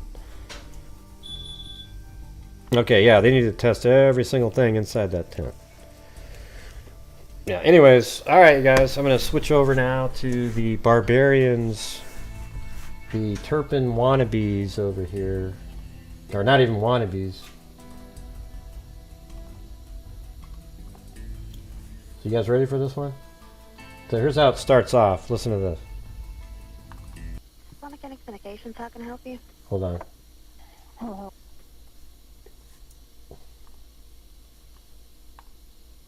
Sonic Communications, how can I help you? Hello. I just had a child walk past my house alone, a small child, and we went out Very similar to the Hart case as well. to see if everything was okay, and he's asking us not to tell his parents. I don't know who his parents are, but he's asking to please not take him home. Sonic Communications, how can I help you? Hello. I just had a child walk past my house alone, a small child, and we went out to see if everything was okay, and he's asking us not to tell his parents. I don't know who his parents are, but he's asking to please not take him home. Sonic Communications, how can I help you? Yeah, so that's absolutely crazy, this story here. So how about let's go right into a press conference, and then we'll go through the articles. Watch this thing. Hey there, I'm Investigator Spears. I'm with the City Griffin Police Department. I'm lead investigator on this case. I'm going to give you a little bit of information that I have. This case still is active and ongoing, so information is limited. On May 12th, morning hours, officers responded to the 1700 block of Westminster Circle in reference to a lost child. The call came from neighbors in the area who noticed the very small child walking down the street. They made contact with the child. He stated he was walking to the store to get some food. The neighbors asked him. Yeah, I hope you get some answers, and sounds like they're still working hard on it. But just listen to this thing. It sounds just like the Hart family case. Remember how Devontae and then his sister tried to get food from the neighbors because they were so hungry, while these plump parents had no problem eating every damn thing in sight and having all kinds of food for them, but nothing for the kids. Responded to the 1700 block of Westminster Circle in reference to a lost child.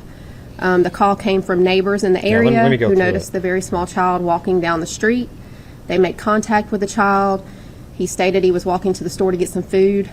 The neighbors asked him if he was okay, and he stated that he was hungry. Officers arrived and spoke to the child. The child asked the officers to please. So when he says he was hungry, you don't know the half of it. Well, you're going to have to go back and watch the videos, Danielle. We did that like probably 30 videos on the Hart family a long time ago. Please not make him go back. Officers noted that the child seemed very small, very thin. His skin was discolored. So the child was then transported to local hospital where he was being treated and is being treated. The kid's 10 years old, okay? So keep that in mind, everybody. It's a boy. For malnutrition and a very low heart rate. The child was discovered to be 10 years old, and at the time he was taken to the hospital, he only weighed 36 pounds. Okay, that's insane, okay? That means he was mainly just bones and skin walking around. Like I said, this is really early in this case. The investigation is active and ongoing. However, I can let you know that the parents, Tyler and Krista Shindley, have been arrested and have been charged with the following charges. Attempted murder in the second, or homicide in the second degree, attempted malice murder, cruelty to children in the first degree, cruelty to children. You know what's weird is that house right there, that street view is from April, like literally a month ago. In the second degree, cruelty to children in the third degree, battery, simple battery, and false imprisonment. This is our district attorney, Marie Broder. Thank you, Investigator Spears. Good afternoon. I understand, and was briefly addressed at the beginning, that there was some confusion as to the charges because of how they were listed on the sheriff's website. It's an interesting note that in the state of Georgia, we don't have attempted murder under that statute. You have to charge the criminal attempt to commit a felony, that felony being murder. And I believe the intention is to release the warrants to you so you can see how that is charged. The child is still... By the way, if you guys can find those warrants, I'd appreciate that. The actual warrants, not an article about the warrants themselves in a PDF file. The Krista with a K and Tyler Shindley, Schindley. Still alive. When he reported to the hospital, as was briefly mentioned, his heart rate was extremely low. He was extremely malnourished, and they had to stabilize him here at Spalding. He has then been transferred to another hospital where he is receiving treatment. As you all know, and being a child prosecutor for most of my career, child abuse cases are record heavy and record intensive. We have requested everything that we can. We have obviously records we need to retrieve from the hospital. We have records that we need to retrieve from defects if there are any. We have cell phones that have to be looked into. So we are actively investigating this case, and we are getting all the information. Yeah, I totally agree with stuff like when you have somebody that tortures somebody like this, they should have the same treatment back to them. And the hell with our society's better than that, everybody. I think you'd have a lot less people doing this. And I think if this kid dies, it would be so much better justice to allow them to be starved to death as adults. Let them sit around every single day and then eat in front of them, for God's sakes. Have like steaks and yummy food until they wither away into nothing. And this kid, man, just think about that. 10 years old, 36 pounds. That we can. So what we have right now is limited, but I can tell you that the child is stable as of now. Is the child the intended murder victim? Yes. The state alleges in the warrants, and it is my office's decision to move forward on the criminal attempt for malice murder for attempted malice murder. That's what a great charge. That they were trying to kill him. Starvation. The child was being starved to death is what we will argue. How long do you believe the child was deprived of food? The child has not even been interviewed yet to get a firm. I just found this on my own, Paula. Timeline, to just be candid. So I don't want to go into that specific. But when he is released, we will have a full forensic interview with him, and we'll be able to know more about those details. Can you say how the child managed to get away? The child somehow escaped, and he was walking the street trying to get to Kroger to get food when some individuals that lived in the area found him. And all right, somebody might have sent me an email on this. I don't remember exactly, but very good people that they are brought him in and got him some water and some crackers and reported it to police, and we're very thankful to them. What I will say is this case is disturbing. It's heartbreaking. I look how she's really affected by this. Tried many child abuse cases in my career, and this child was simply put being starved to death, and it is tragic. To give you some context, I have a 9-year-old, and she currently weighs 76 pounds. This 10-year-old little boy weighed 36. Do you believe the doors were locked? Hang on, y'all. I'm so sorry. Let me go with you first, and then Ms. Matthews, I'll go to you. And then Ms. Gunnels to you. Do you believe the doors were locked, or how was the child being kept in the home? We do have evidence of confinement, but I don't want to go into too many details about that. But there is evidence to support the idea that the child was confined, yes. And I believe there is a warrant for false imprisonment. That would give you a little bit more detail on that. Yes, ma'am. I've received information that the Schindleys left this child home. They already have the outlines. To include trips to Disney and a cruise. Can you confirm that report? I cannot confirm that. I have not listened to their interviews yet, so that's not something that I can confirm. Was the child left unfollowed? Why does it matter, Paulette, where she read it or something?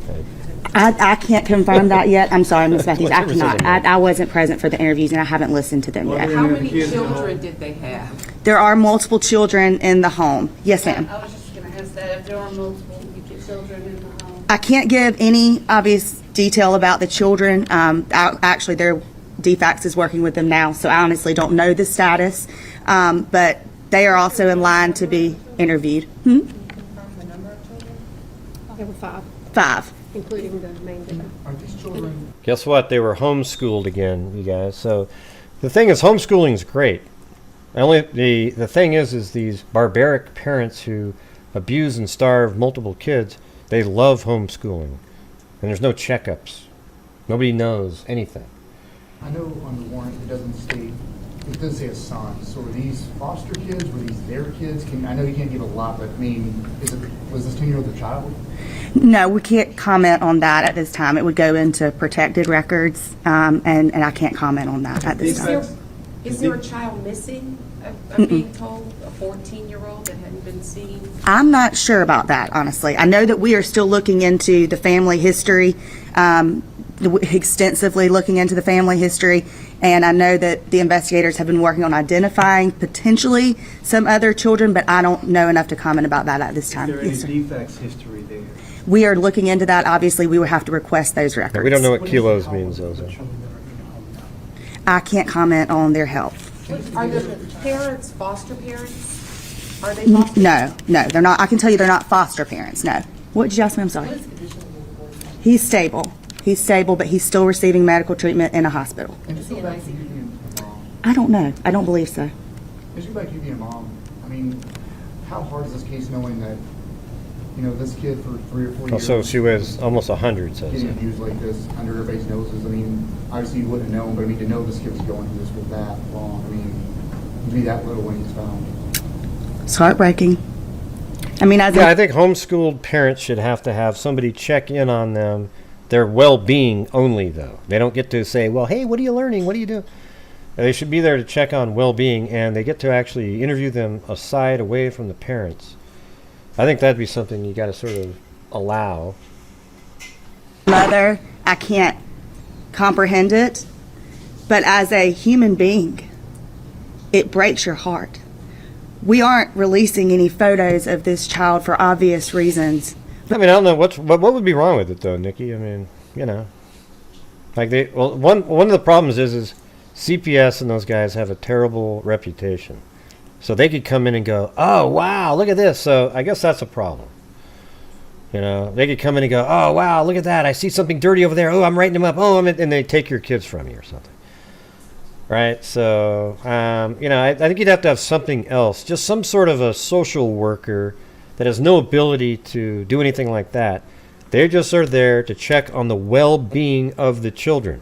Do they appear healthy? Are they, do they look like they've bathed in the last week? That kind of thing, right? Because that's all I really give a shit about. Are they being fed food and they're healthy? We've seen 3 of these now. This is actually more than this.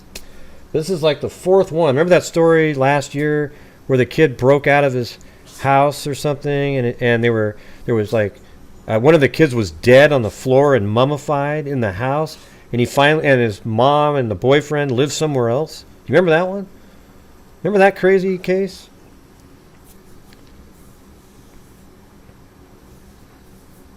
Yeah, we go by pounds over here, so we don't know what that means. Yeah, let's see. Yeah, so we had that one. Then we had the other case where we had the Hart family, where you had these 2, I don't think it matters, but these, two women were married to each other, that part of it, but they were trying to play like they were just so worldly, so they adopted all minority children, but they purposely adopted them from Texas, right? So I think they had like 3 sort of Hispanic and 3 black children or something like that, and they adopted them all from Texas because in Texas, even if you adopt somebody, they give you funding for the children all the way up until they're 18 years old, which I think is ludicrous. If you're somebody that's adopting kids, you shouldn't get a nickel from anybody at all. You're adopting because you can and you're able to take care of a kid, not because, and that would take away the money aspect of it.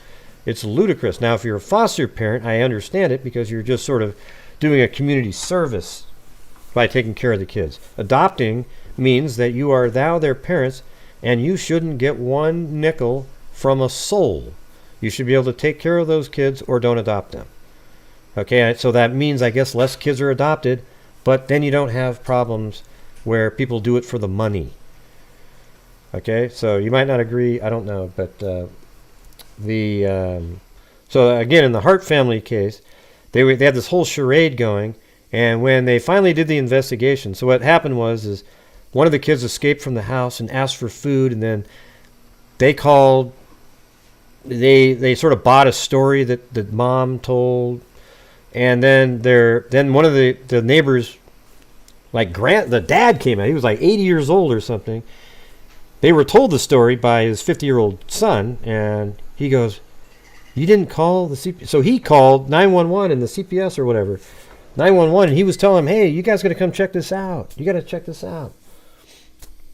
And so they came to the door of the Hart family house, and one of I think it was Sarah or somebody, or maybe it was the other one, saw there was a note on the door. They came home, collected up all the kids. They knew the jig was up, and they drove down the Oregon coast, drugged up the kids, and they drove their van off of a cliff, and it killed every one of them. And these kids were emaciated.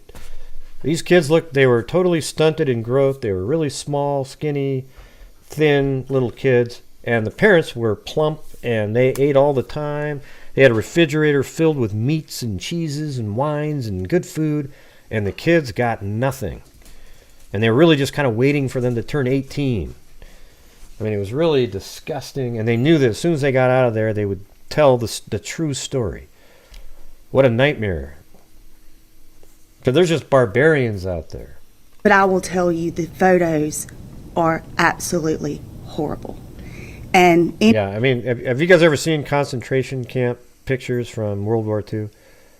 Those make you just want to cry every time when you see a little kid who just barely has skin on him, and he's just, when they finally were rescued at the last minute, and they're just like so hungry, it makes me just want to barf, That's one of the things that when you see a kid starving, I think that's one of the worst things you can ever witness. And that's why a lot of people don't like watching.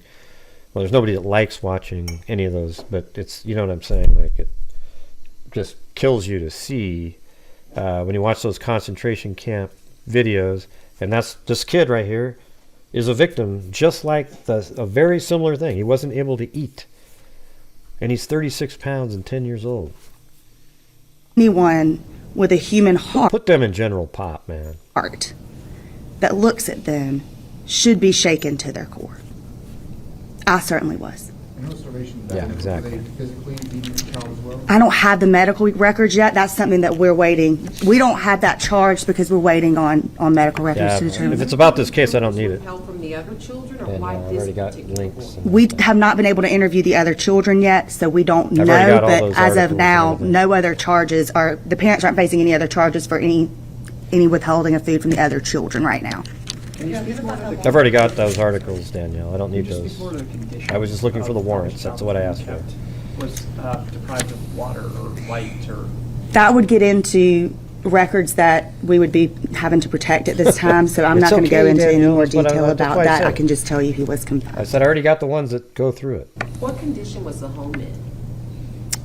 Thanks for sending. The home itself was okay. I mean, but I don't want to get into too much detail about that, but the home itself was okay, but there's a lot more to that will come out as the case unfolds. Well, I'm wondering, is there like food rationing, locks on the cabinets, anything like that? And I know y'all are wanting answers to these questions, but understand that not only is my Man, I mean, if you ever get to see a warrant on this one, it's going to be crazy. role as district attorney, but because this Well, is that means they're just not out there yet. They're not posted as a PDF file yet. That's why they're hard to find. And sometimes you have to go to their website and order the things. case involving child abuse, there's just very little I'm just not very good at talking that about the part. specifics that I can give you. Yeah, I like this Been lady. any calls out to this house before? I don't know the answer to that question. I don't know, Cindy. She probably doesn't gamble very much. Let me turn it over to Investigator Spears. I don't know the answer to that question. Both parents were, the father voluntarily came to the police department to talk to us once we had gotten notified of this incident. He was arrested and taken into custody at the police department. And the mother was transported as well to the police department. Once we interviewed her, she was arrested and taken into custody from the police department. And when was that? When was that? May the 12th, on Friday. The same day? Yes, ma'am. And what investigation, are you looking into see how this even was allowed to happen? Were people not checking on this? I mean, it's hard to imagine. What do you mean how allowed this to happen? continued This long and nobody came forward. Well, why would? I agree with you. We're looking into that, Yeah, but just give me a interviewing couple neighbors, months. that kind of thing, trying to find how that happened. Well, they don't let them outside. That's why. The children were homeschooled. What was the length of time of confinement? We're not sure at this time. We've heard this reporter say this was 3 or 4 years. Is that what you're going with? Wow. I'm not sure at this time. I can't answer that. And part of, I'll stand with her on this, part of it is because we still have to forensically interview these children to narrow down the timeline. So understand that the child has been in a hospital, so we haven't been able to forensically interview him yet. As soon as we do, we'll be able to answer more of the timeline. Have the parents made any statements to explain what this is all about? We have spoken to the parents. We have interviewed them, but I can't discuss what they've disclosed at this time. But this is their 10-year-old son. This is their child. Yes, ma'am. Any reason why this particular child was being starved to death? We're trying to figure that out. We're not sure at this time. Did the quarantine related to This girl looks so. Lady looks so familiar. conceal this child?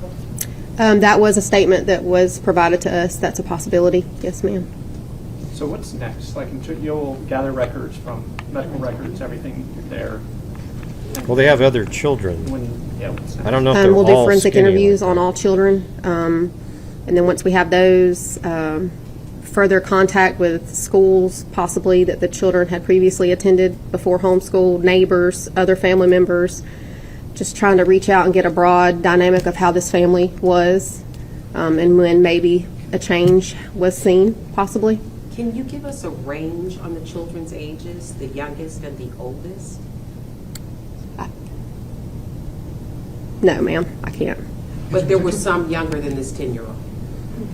Yes. Is there potential for more victims that you guys might not know about out there with this family's history without giving too much away? I mean, is there... I feel it could be possible, but I can't say either way. Ms. Broder, you know when they'll make a first court appearance? They had one yesterday, I believe. And then we would expect to have a bond hearing probably in the next upcoming weeks. And to answer, somebody asked a question, I'm sorry, I can't recall who it was, about what's next. A lot of paper for these investigators, a lot of work, a lot of interviews. In child abuse cases, we need pediatric records, we need school records, we need defects records, we need interviews with everybody that had any contact with this child, if there are other people that had contact with him. And they are right now doing all of that work. And I appreciate them for what they have done. It is my true belief that had he not gotten out of the home, that this case would be a very different one. The other children, are they in the custody of the state at this point? I do not know. Who's watching them, I guess? And that's a defects matter, so I don't know. I don't know. How does this work with a kid this bad? Which, I mean, with this abuse, do you guys have some agent that comes in that specializes in interviewing this child? I mean, not saying you guys can't, but I know it's probably unique for for you guys?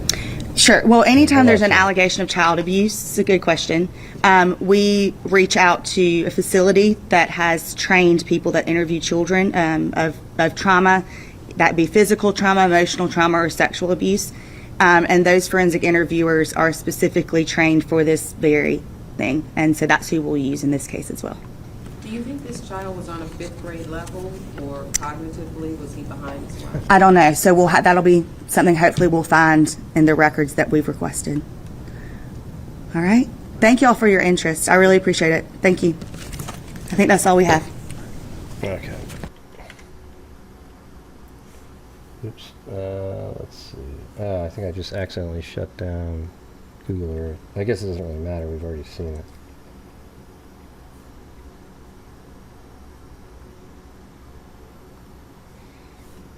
So hold on. I'm just going to go through these articles here now. So there we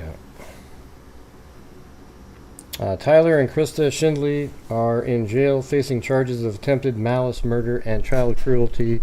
According to the arrest warrants, the boy was confined in his home and was not given food, water, and light for extended periods of time. This case is disturbing. It's heartbreaking, said Spalding County District Attorney Marie Broder. I've tried many times. We've already gone through that part. Let's see. One of her boys escaped 2 years ago, and okay. Lynette said the 10-year-old boy allegedly abused was not hers, but said that 2 of her children lived in Griffin with Tyler and Krista until very recently. One of her boys escaped 2 years ago and tracked down Wynette through social media. Wynette, who is Wynette here? Let's see. Let me read up here. I've tried many child abuse cases.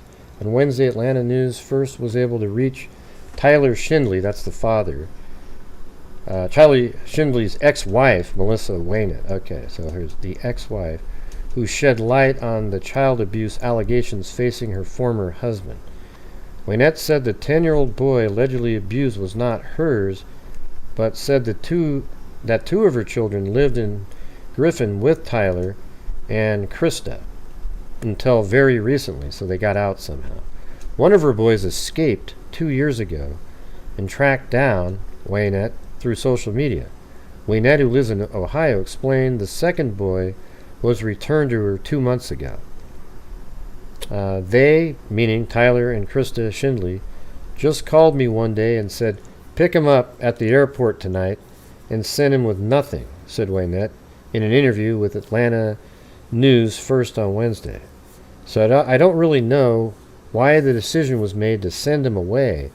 My older son ran away from home when he was 17 and was able to find me through social media. Wynette said she tried to report previous incidences of child abuse in Griffin to the kids she shared with Tyler Schindley. She said that Schindley did not show signs of abuse to their kids when she was married to him. I do know that it's not the character of the person I was with him. Definitely not anything I saw when I was with him. But I do think this has been a slow progression over many, many years, said Wynette. Wynette said Tyler and Krista moved to Georgia roughly 10 years ago. Wynette said the son who was returned to her 2 months ago is doing better since leaving Griffin. They withheld a lot of treatment that he probably needed. Now he's super happy, and he even said the other day he wishes he could forget life there. But he's doing very well, very happy, explained Wynette. In a 911 call acquired by Atlanta News First, a neighbor found the 10-year-old boy on Friday morning wandering in the street. I just had a child walk past my house alone, a small child.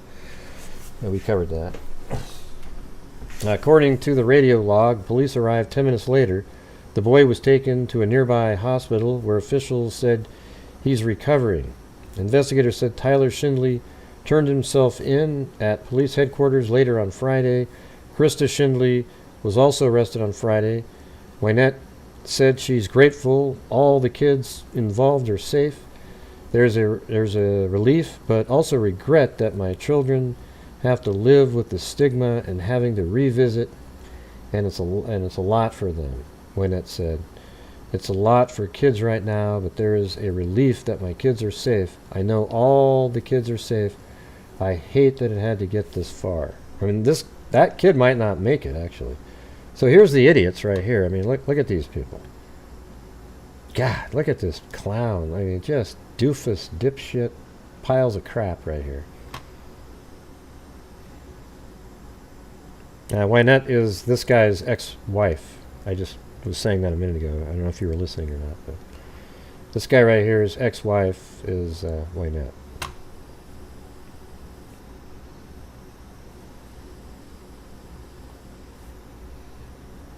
Right.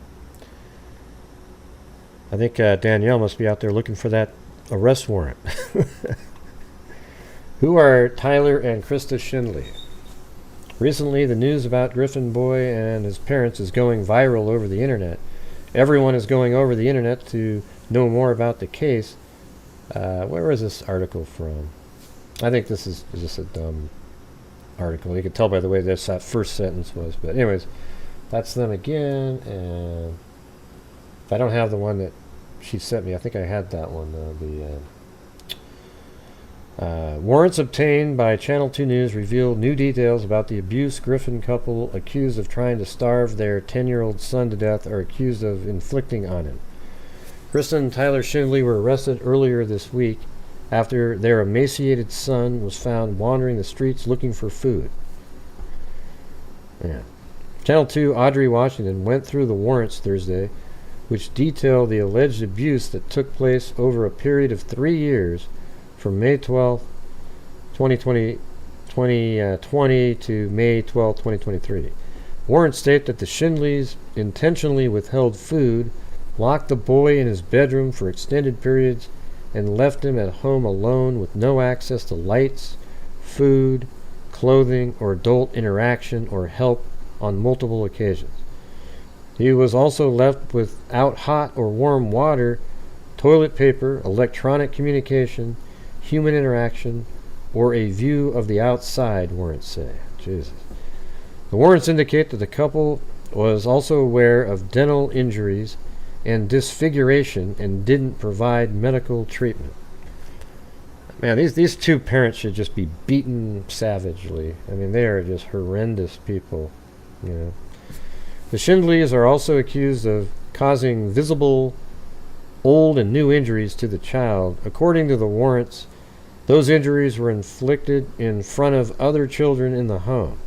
Washington also obtained 911 call made by a woman who found the boy wandering the neighborhood on Westminster Circle. No, there's just people you just have to know how to order the warrants. That's how you get them. You know. Yeah, so that's what it looks like. I think that's actually it up there. Shindleys are also accused of causing visible, old, and new injuries to the child. According to the warrants, those injuries were inflicted in front of other children in the home. Washington also obtained 911 call made by a woman who found the boy wandering the neighborhood on Westminster Circle. Here. Let me see where that is on there.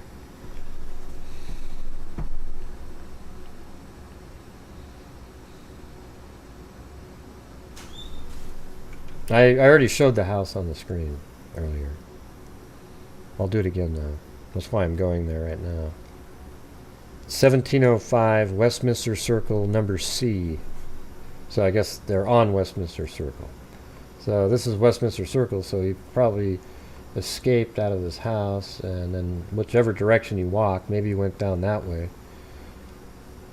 So that's the house. And what's weird is when you zoom in, this is done in April 2023.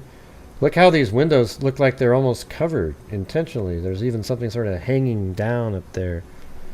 And this one's completely covered. There's light down there, but then these are completely shut. I mean, not that people don't shut their windows, but, you know, it's a sunny day, April, you know.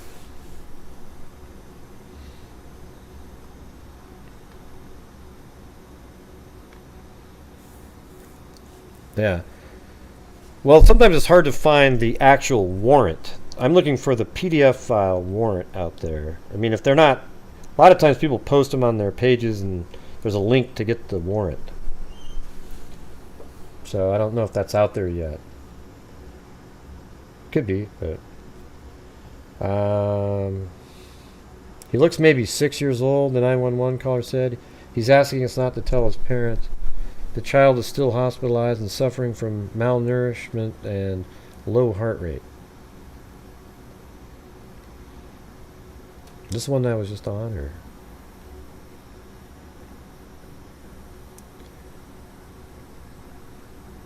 Let me go to the next one. Graphic, parents arrested after 10-year-old weighing 36 pounds found walking to grocery store, police say. And now we want to get you right. He was taken to the That's the press conference. So it says, Tyler and Krista Shindley were arrested after police found their 10-year-old son weighing 36 pounds walking in the neighborhood. I looked him up. He just has a couple of speeding tickets. The child was simply put being starved to death, and it's tragic.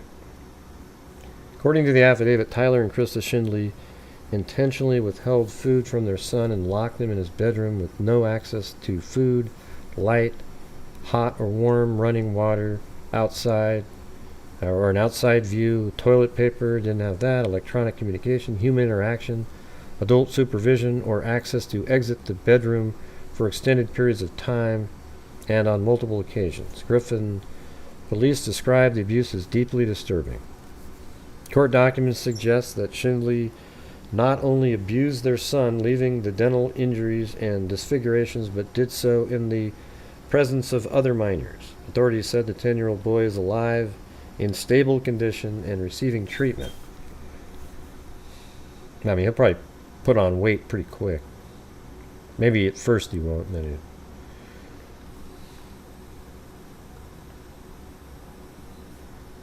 he... Oh, yeah. Alright, let me get that one that Danielle sent over. Thought I had that one. That I think I looked at it, but I didn't have it in my folder, so... Yeah. So if you get it, send it over. Hey, I did definitely looked at this page. But, let's see. 2 Georgia parents were arrested for child abuse and negligence. Griffin police arrested Tyler and Krista Shindley. They said the boy was intentionally starved. These are the 2 idiots right here. That's why I like to call them barbarians. See, look at this right here. See, look at a picture like this. Look at her. She hasn't missed a meal in a long time. This guy here, you know, who knows? He probably eats more reasonably.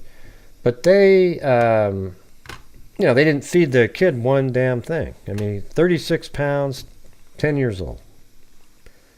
The starving child was quickly taken to a nearby hospital where he's being treated for malnutrition. I mean, look at this garbage right here. Happy anniversary. Don't they just remind you of the Turpins? And there's the house. See, it's the same one. Officials added that there were other children in the home, and they have since been placed in the custody of the State Department of Family and Child Services. The Schindleys have been charged with criminal attempts to commit a felony, false imprisonment, 2 battery counts, and they're actually going for malice attempted murder. So that's pretty good. Yeah, man, I don't really, have much more to offer because there's not, if we had the warrants, we could dig through those, but yeah, there's definitely warrants. Usually when there's a case, you can find the PDF file that's been posted somewhere and you can read them. Lawyers out there have an easier time of contacting various places and getting into a portal where they get that information, and news outlets.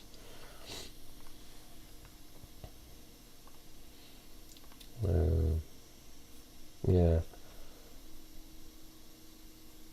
it should be sort of more easy. I think what I might do tomorrow is just call over there and just say, hey, how do I get those warrants that you guys made available? And somebody will explain it to me. A lot of times they go, oh yeah, just give me your email address, I'll send them right over. Sometimes it's simple as that. Sometimes you have to go to a different page and get that information. It's different everywhere. It's never the same.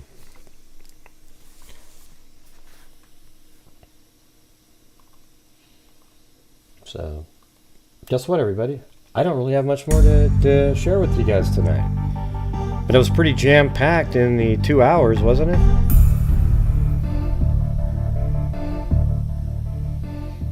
But by the way, you guys should check out, hang out during the Jody Arias. We're now on day 26 for tomorrow.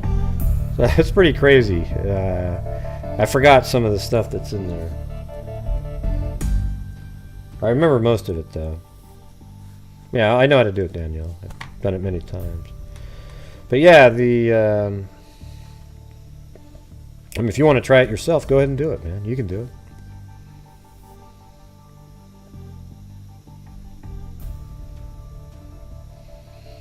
Yeah, they remind me of a mix between the Turpins and the Hart family.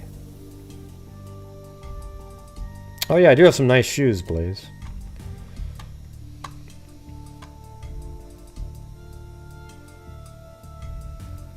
You guys still there? It got really quiet really fast.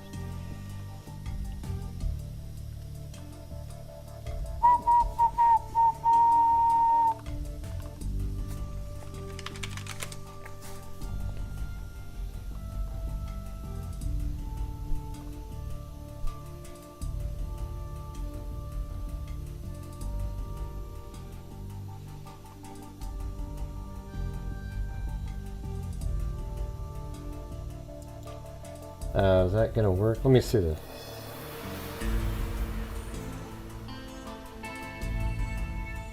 That's all there is in the warrant? He only weighed 30. I saw that one already. I already saw that one that you sent me. Remains behind bars. I didn't think that. I thought it was multiple pages. That's released for extended periods of. Yeah, I thought it was like multiple pages, so I didn't really. Yeah. I just saw like a screenshot in a video. But maybe that's all there is because it's short. Let me see. Time with no lights or even clothes at their home in Griffin. It's just a terrible situation. Police say a neighbor found the boy wandering on Westminster Circle. He's 10 years old. All right, let me see if I can just barely make this out on here. It says, personally appeared the undersigned Joe, who on oath says that to the best of the prosecutor's knowledge and belief, the above named accused between, give a 3-year period, criminal attempt to commit a felony count. The facts of the affidavit. Maybe this is the warrant, the arrest warrant, but there's a affidavit too, or something. I don't know. It's substantial towards. They said the accused Tyler Schindley did not commit the offensive, or did commit offensive criminal attempt. Doesn't really have any breakdown of what happened there. Oh, no, it does say that right here. It says murder. Second degree, withheld food, star. I think they gave us everything in those articles, actually. Really, one of the shortest. There'll probably be something longer that comes out later that they'll release, and we get to see that. Yeah, he weighed 36 pounds at this point. And he's probably really little, too. Like, tall. He stunted his growth. And you know what the state will do over there? After they get him back, they'll put him in a worse house, just like they did in the Turpin case. I think that's one of the worst things that I've ever heard in doing the true crime, was that in the Turpin case, the girls that finally they got out of the nightmarish hellhole, and the state found the worst damn places they could ever put them. Doesn't that make you just want to vomit? So, what hope do those kids have to think that after suffering for so long in all the world, ready to help, they put them with more barbarians? What in the hell? Those guys, the people who put them there should be locked up. Just sick, Thanks, American lady. Now let's see if my what do you call it? At the end of the credits work again. And thank you guys very much for helping support the Grant Hughes Investigates YouTube channel. And you guys know what I like to do with a lot of the funds that I get for the YouTube channel, right?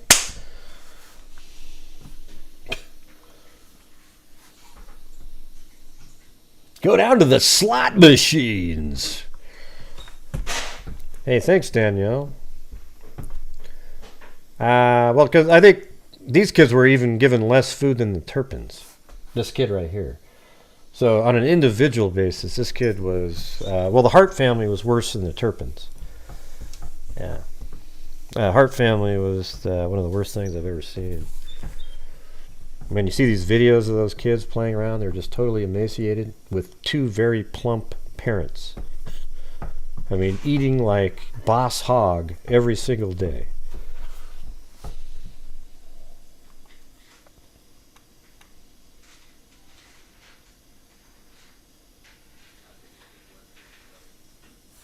No, sorry, I'm on the wrong. Oops. Hey, you guys haven't thrown me in jail in a long time. I've been so awesome, man. Yeah, well, you got go watch the videos, Danielle. I did all kinds of shows on them back then. Really, it's kind of interesting too. I mean, I map out everywhere they went and stuff, and I don't know. It might be kind of boring after the fact, but.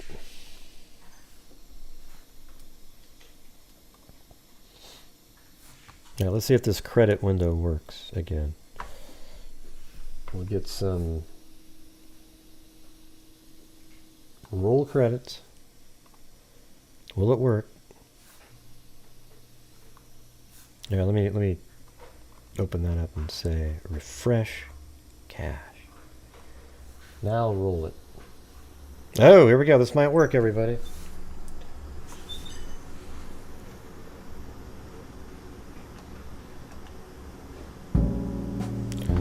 Super Chat, Scout and Dude, Vanessa Dance, Alley Cake, Danielle, Tawny Lee, K Me, Karen McCann, Bama Forever, WNC Granny, David Hughes, Annie laid her hair down D, it's a song all by itself, Vicky Accardi, Catering Wench. See guys, it says it right there, I didn't say it. Karen Van Patten, Lisa Murphy, Eugenie, Marie Crossley, Yee, Your Gypsy, Quietly Frozen, the coolest name in YouTube history. American Lady, then subscribers, Jeremy White, Renegator, Mark Tootin, Melinda Bullet, new members, Marie Anderson, Tammy Nielsen, and Blue Eyes Crying. Is that Blue, my dog? His eyes are crying? That's not very nice.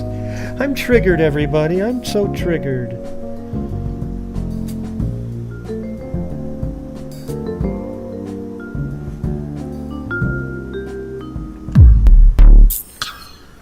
Trigger.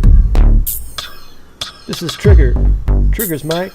Yeah, that's what his name should be. Trigger. It's Trigger, the Trigger Bunny, right? This is Trigger. He's my Trigger Bunny. He ain't funny, honey. He's a bunny for the trigger. This is Trigger Bunny. This is Trigger. That's his name. He's my Trigger Bunny. That's right, Clarkio. I'm so mean. Meat. Yes. Meat Trigger. Meat Trigger. He's my Trigger Bunny. He wants some money. He's not funny. He's a Trigger Bunny. He's a Trigger Bunny, honey. Look at Blue. He's like, yeah. I've heard it before. Yeah, thank you.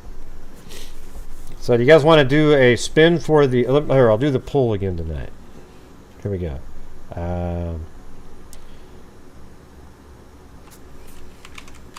This is for at the end. Spin for Blue Notebook or 5 memberships giveaway. All right, there you go. There's the poll. You guys decide. And it doesn't mean anything. Whatever you pick is good.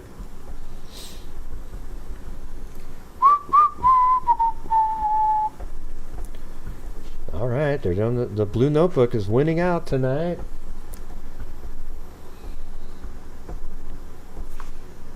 Huh? Oh, I said it's a blue notebook is winning out. Huh? It's a house. How do we win this? Well, you have to, if you send in a $5 super chat or more, you get put onto a spin list. Some nights I just, we just give away memberships. Yeah, it's just throughout the show, I just try to give back a little bit, like, hey, there's something. I already give away quite a bit anyways, so.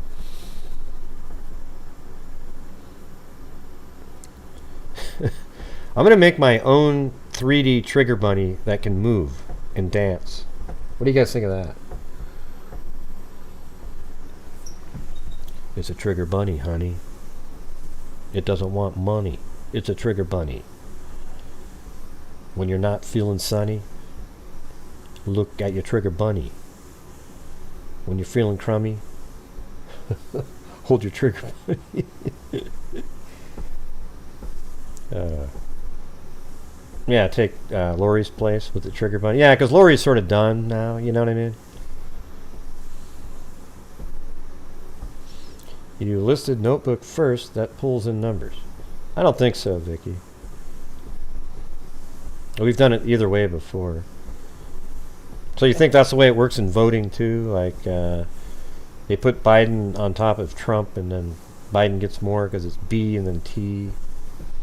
People are that sort of just, you're just going to sign. Whatever first, I'm so lazy, I'm just going to click on it. I don't think so, Vicky. I don't think so.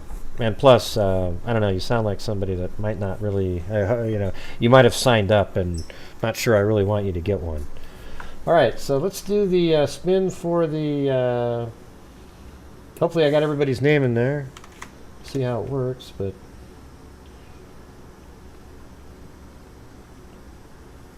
Most of the time people choose to do the, how about this? Let me run it again. All right, let's see if the theory works. Actually, I'm not going to, because trolls will make it work and go, see, Gray, see.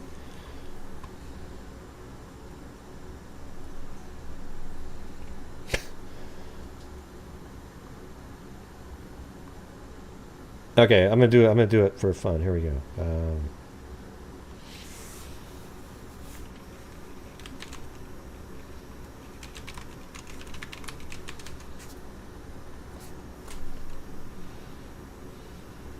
What's the other one?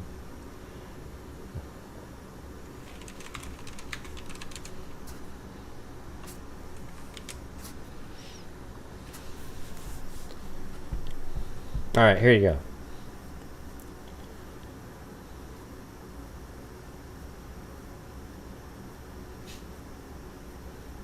So it was 59% when we ended that one.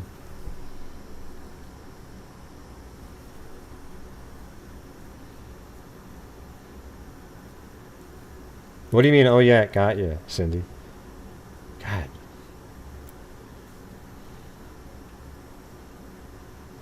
Yep, still the blue notebook. All right, there we go, everybody. 43 votes in. A little less percentage this time, but... Right, Cindy, but try reading with your mind sometimes. You know what I mean? So people are just like that when they vote. They just go and just click the first one without even looking at it. Wow. Well, it got me, everybody. I clicked the first one.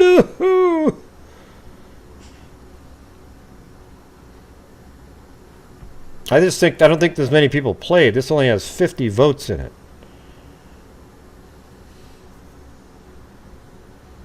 Yeah, anyways, I'm just done. It's gonna be the notebook. All right, here we go.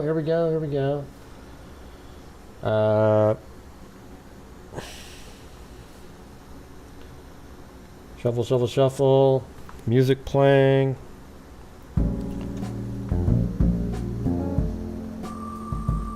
This is for the Blue Notebook, everybody.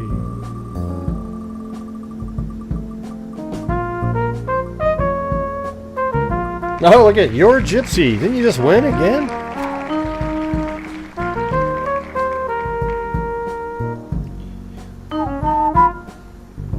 Well, if she's around and she wants to do it, then sure. Oh yeah, you like that, Lex Lux? Man, every time I want Cindy to, I'm gonna give her these little polls. First I'll send one out and says, Cindy, send me $5. Cindy, send me $1. And then I'll send the next poll out and I'll flip it around and she'll send the 1 in just like I said.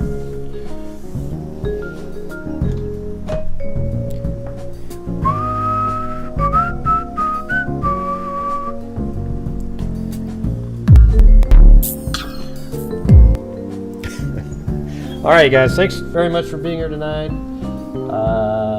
We'll be back on tomorrow. We'll be back on tomorrow for sure. So whatever we'll be doing, we'll be doing. I don't know what it's going to be, but I appreciate everybody supporting the channel tonight. And thanks for listening to. I showed you guys what the trolls put out there. They're trying to. For those who missed it, there are just really sick in the head people out there that are basically, trolls on the internet that just don't like me as a person. So instead of just saying, oh, I don't like Gray, I'm not going to watch his shows, they go out to try to personally affect my life in some way. So they went out and contacted the charities that I donate money to, saying that they would make so much more money in charities if wasn't involved. That's what they're saying. So they literally, there was two emails sent to one of the charities, and when I called over there, they said, "Oh yeah, what's crazy? Look at these." So they're on my side. They know that I do this ethically. On my show, every single night, I say, "Hey everybody, would you please help support my channel? And if you guys help support the channel, it's great. And I also, because I want to, listen everybody, it's whenever you guys send me super chats, I get ad revenue. Ad revenue is like nobody's giving me that, okay? It's people watching, and there's ad revenue coming in. There isn't a ton on this channel, but that's there. Then I also get channel memberships, and I get super chats and super stickers.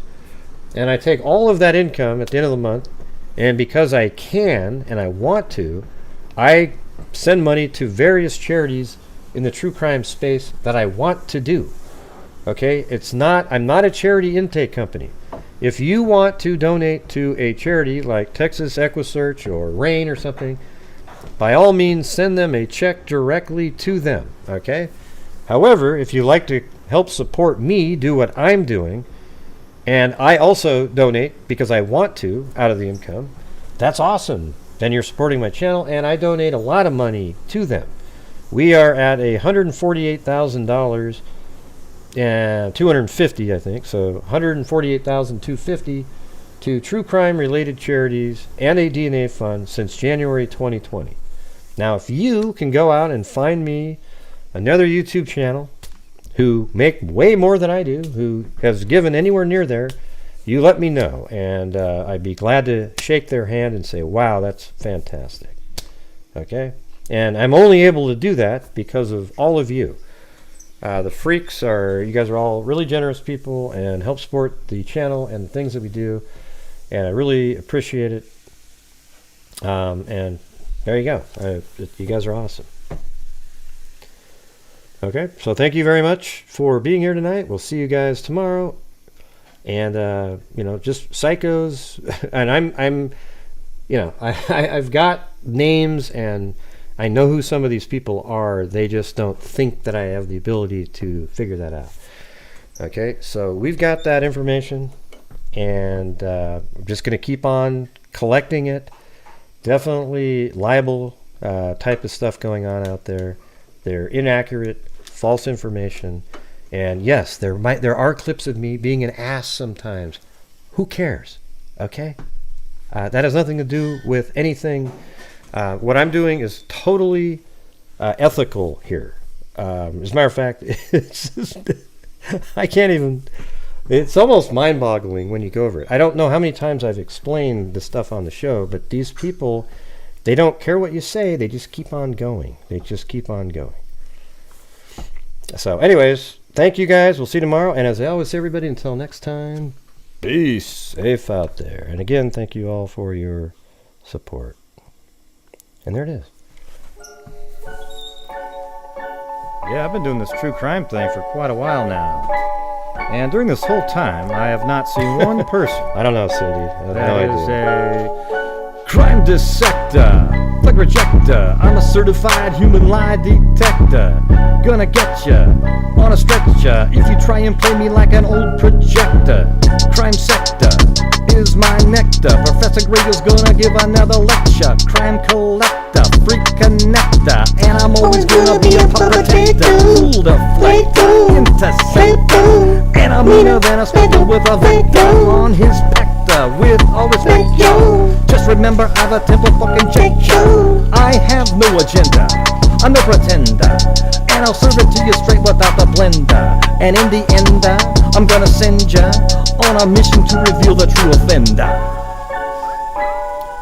Yeah, so I'll just get right back to work. All right, everybody? Talk to you. All right, everybody. We'll see you guys tomorrow. Good night, everybody. Gee, without a blender. And in the end, I'm gonna send you on a mission to reveal the true offender. That's pretty good, Mary Lou. Pretty good, pretty good. Well, yeah, I saw people typing in chat, and I thought I'd finish it off for it. Well, good for you, Mary Lou. That's so kind. All right, everybody. See you tomorrow. Be safe. Bye.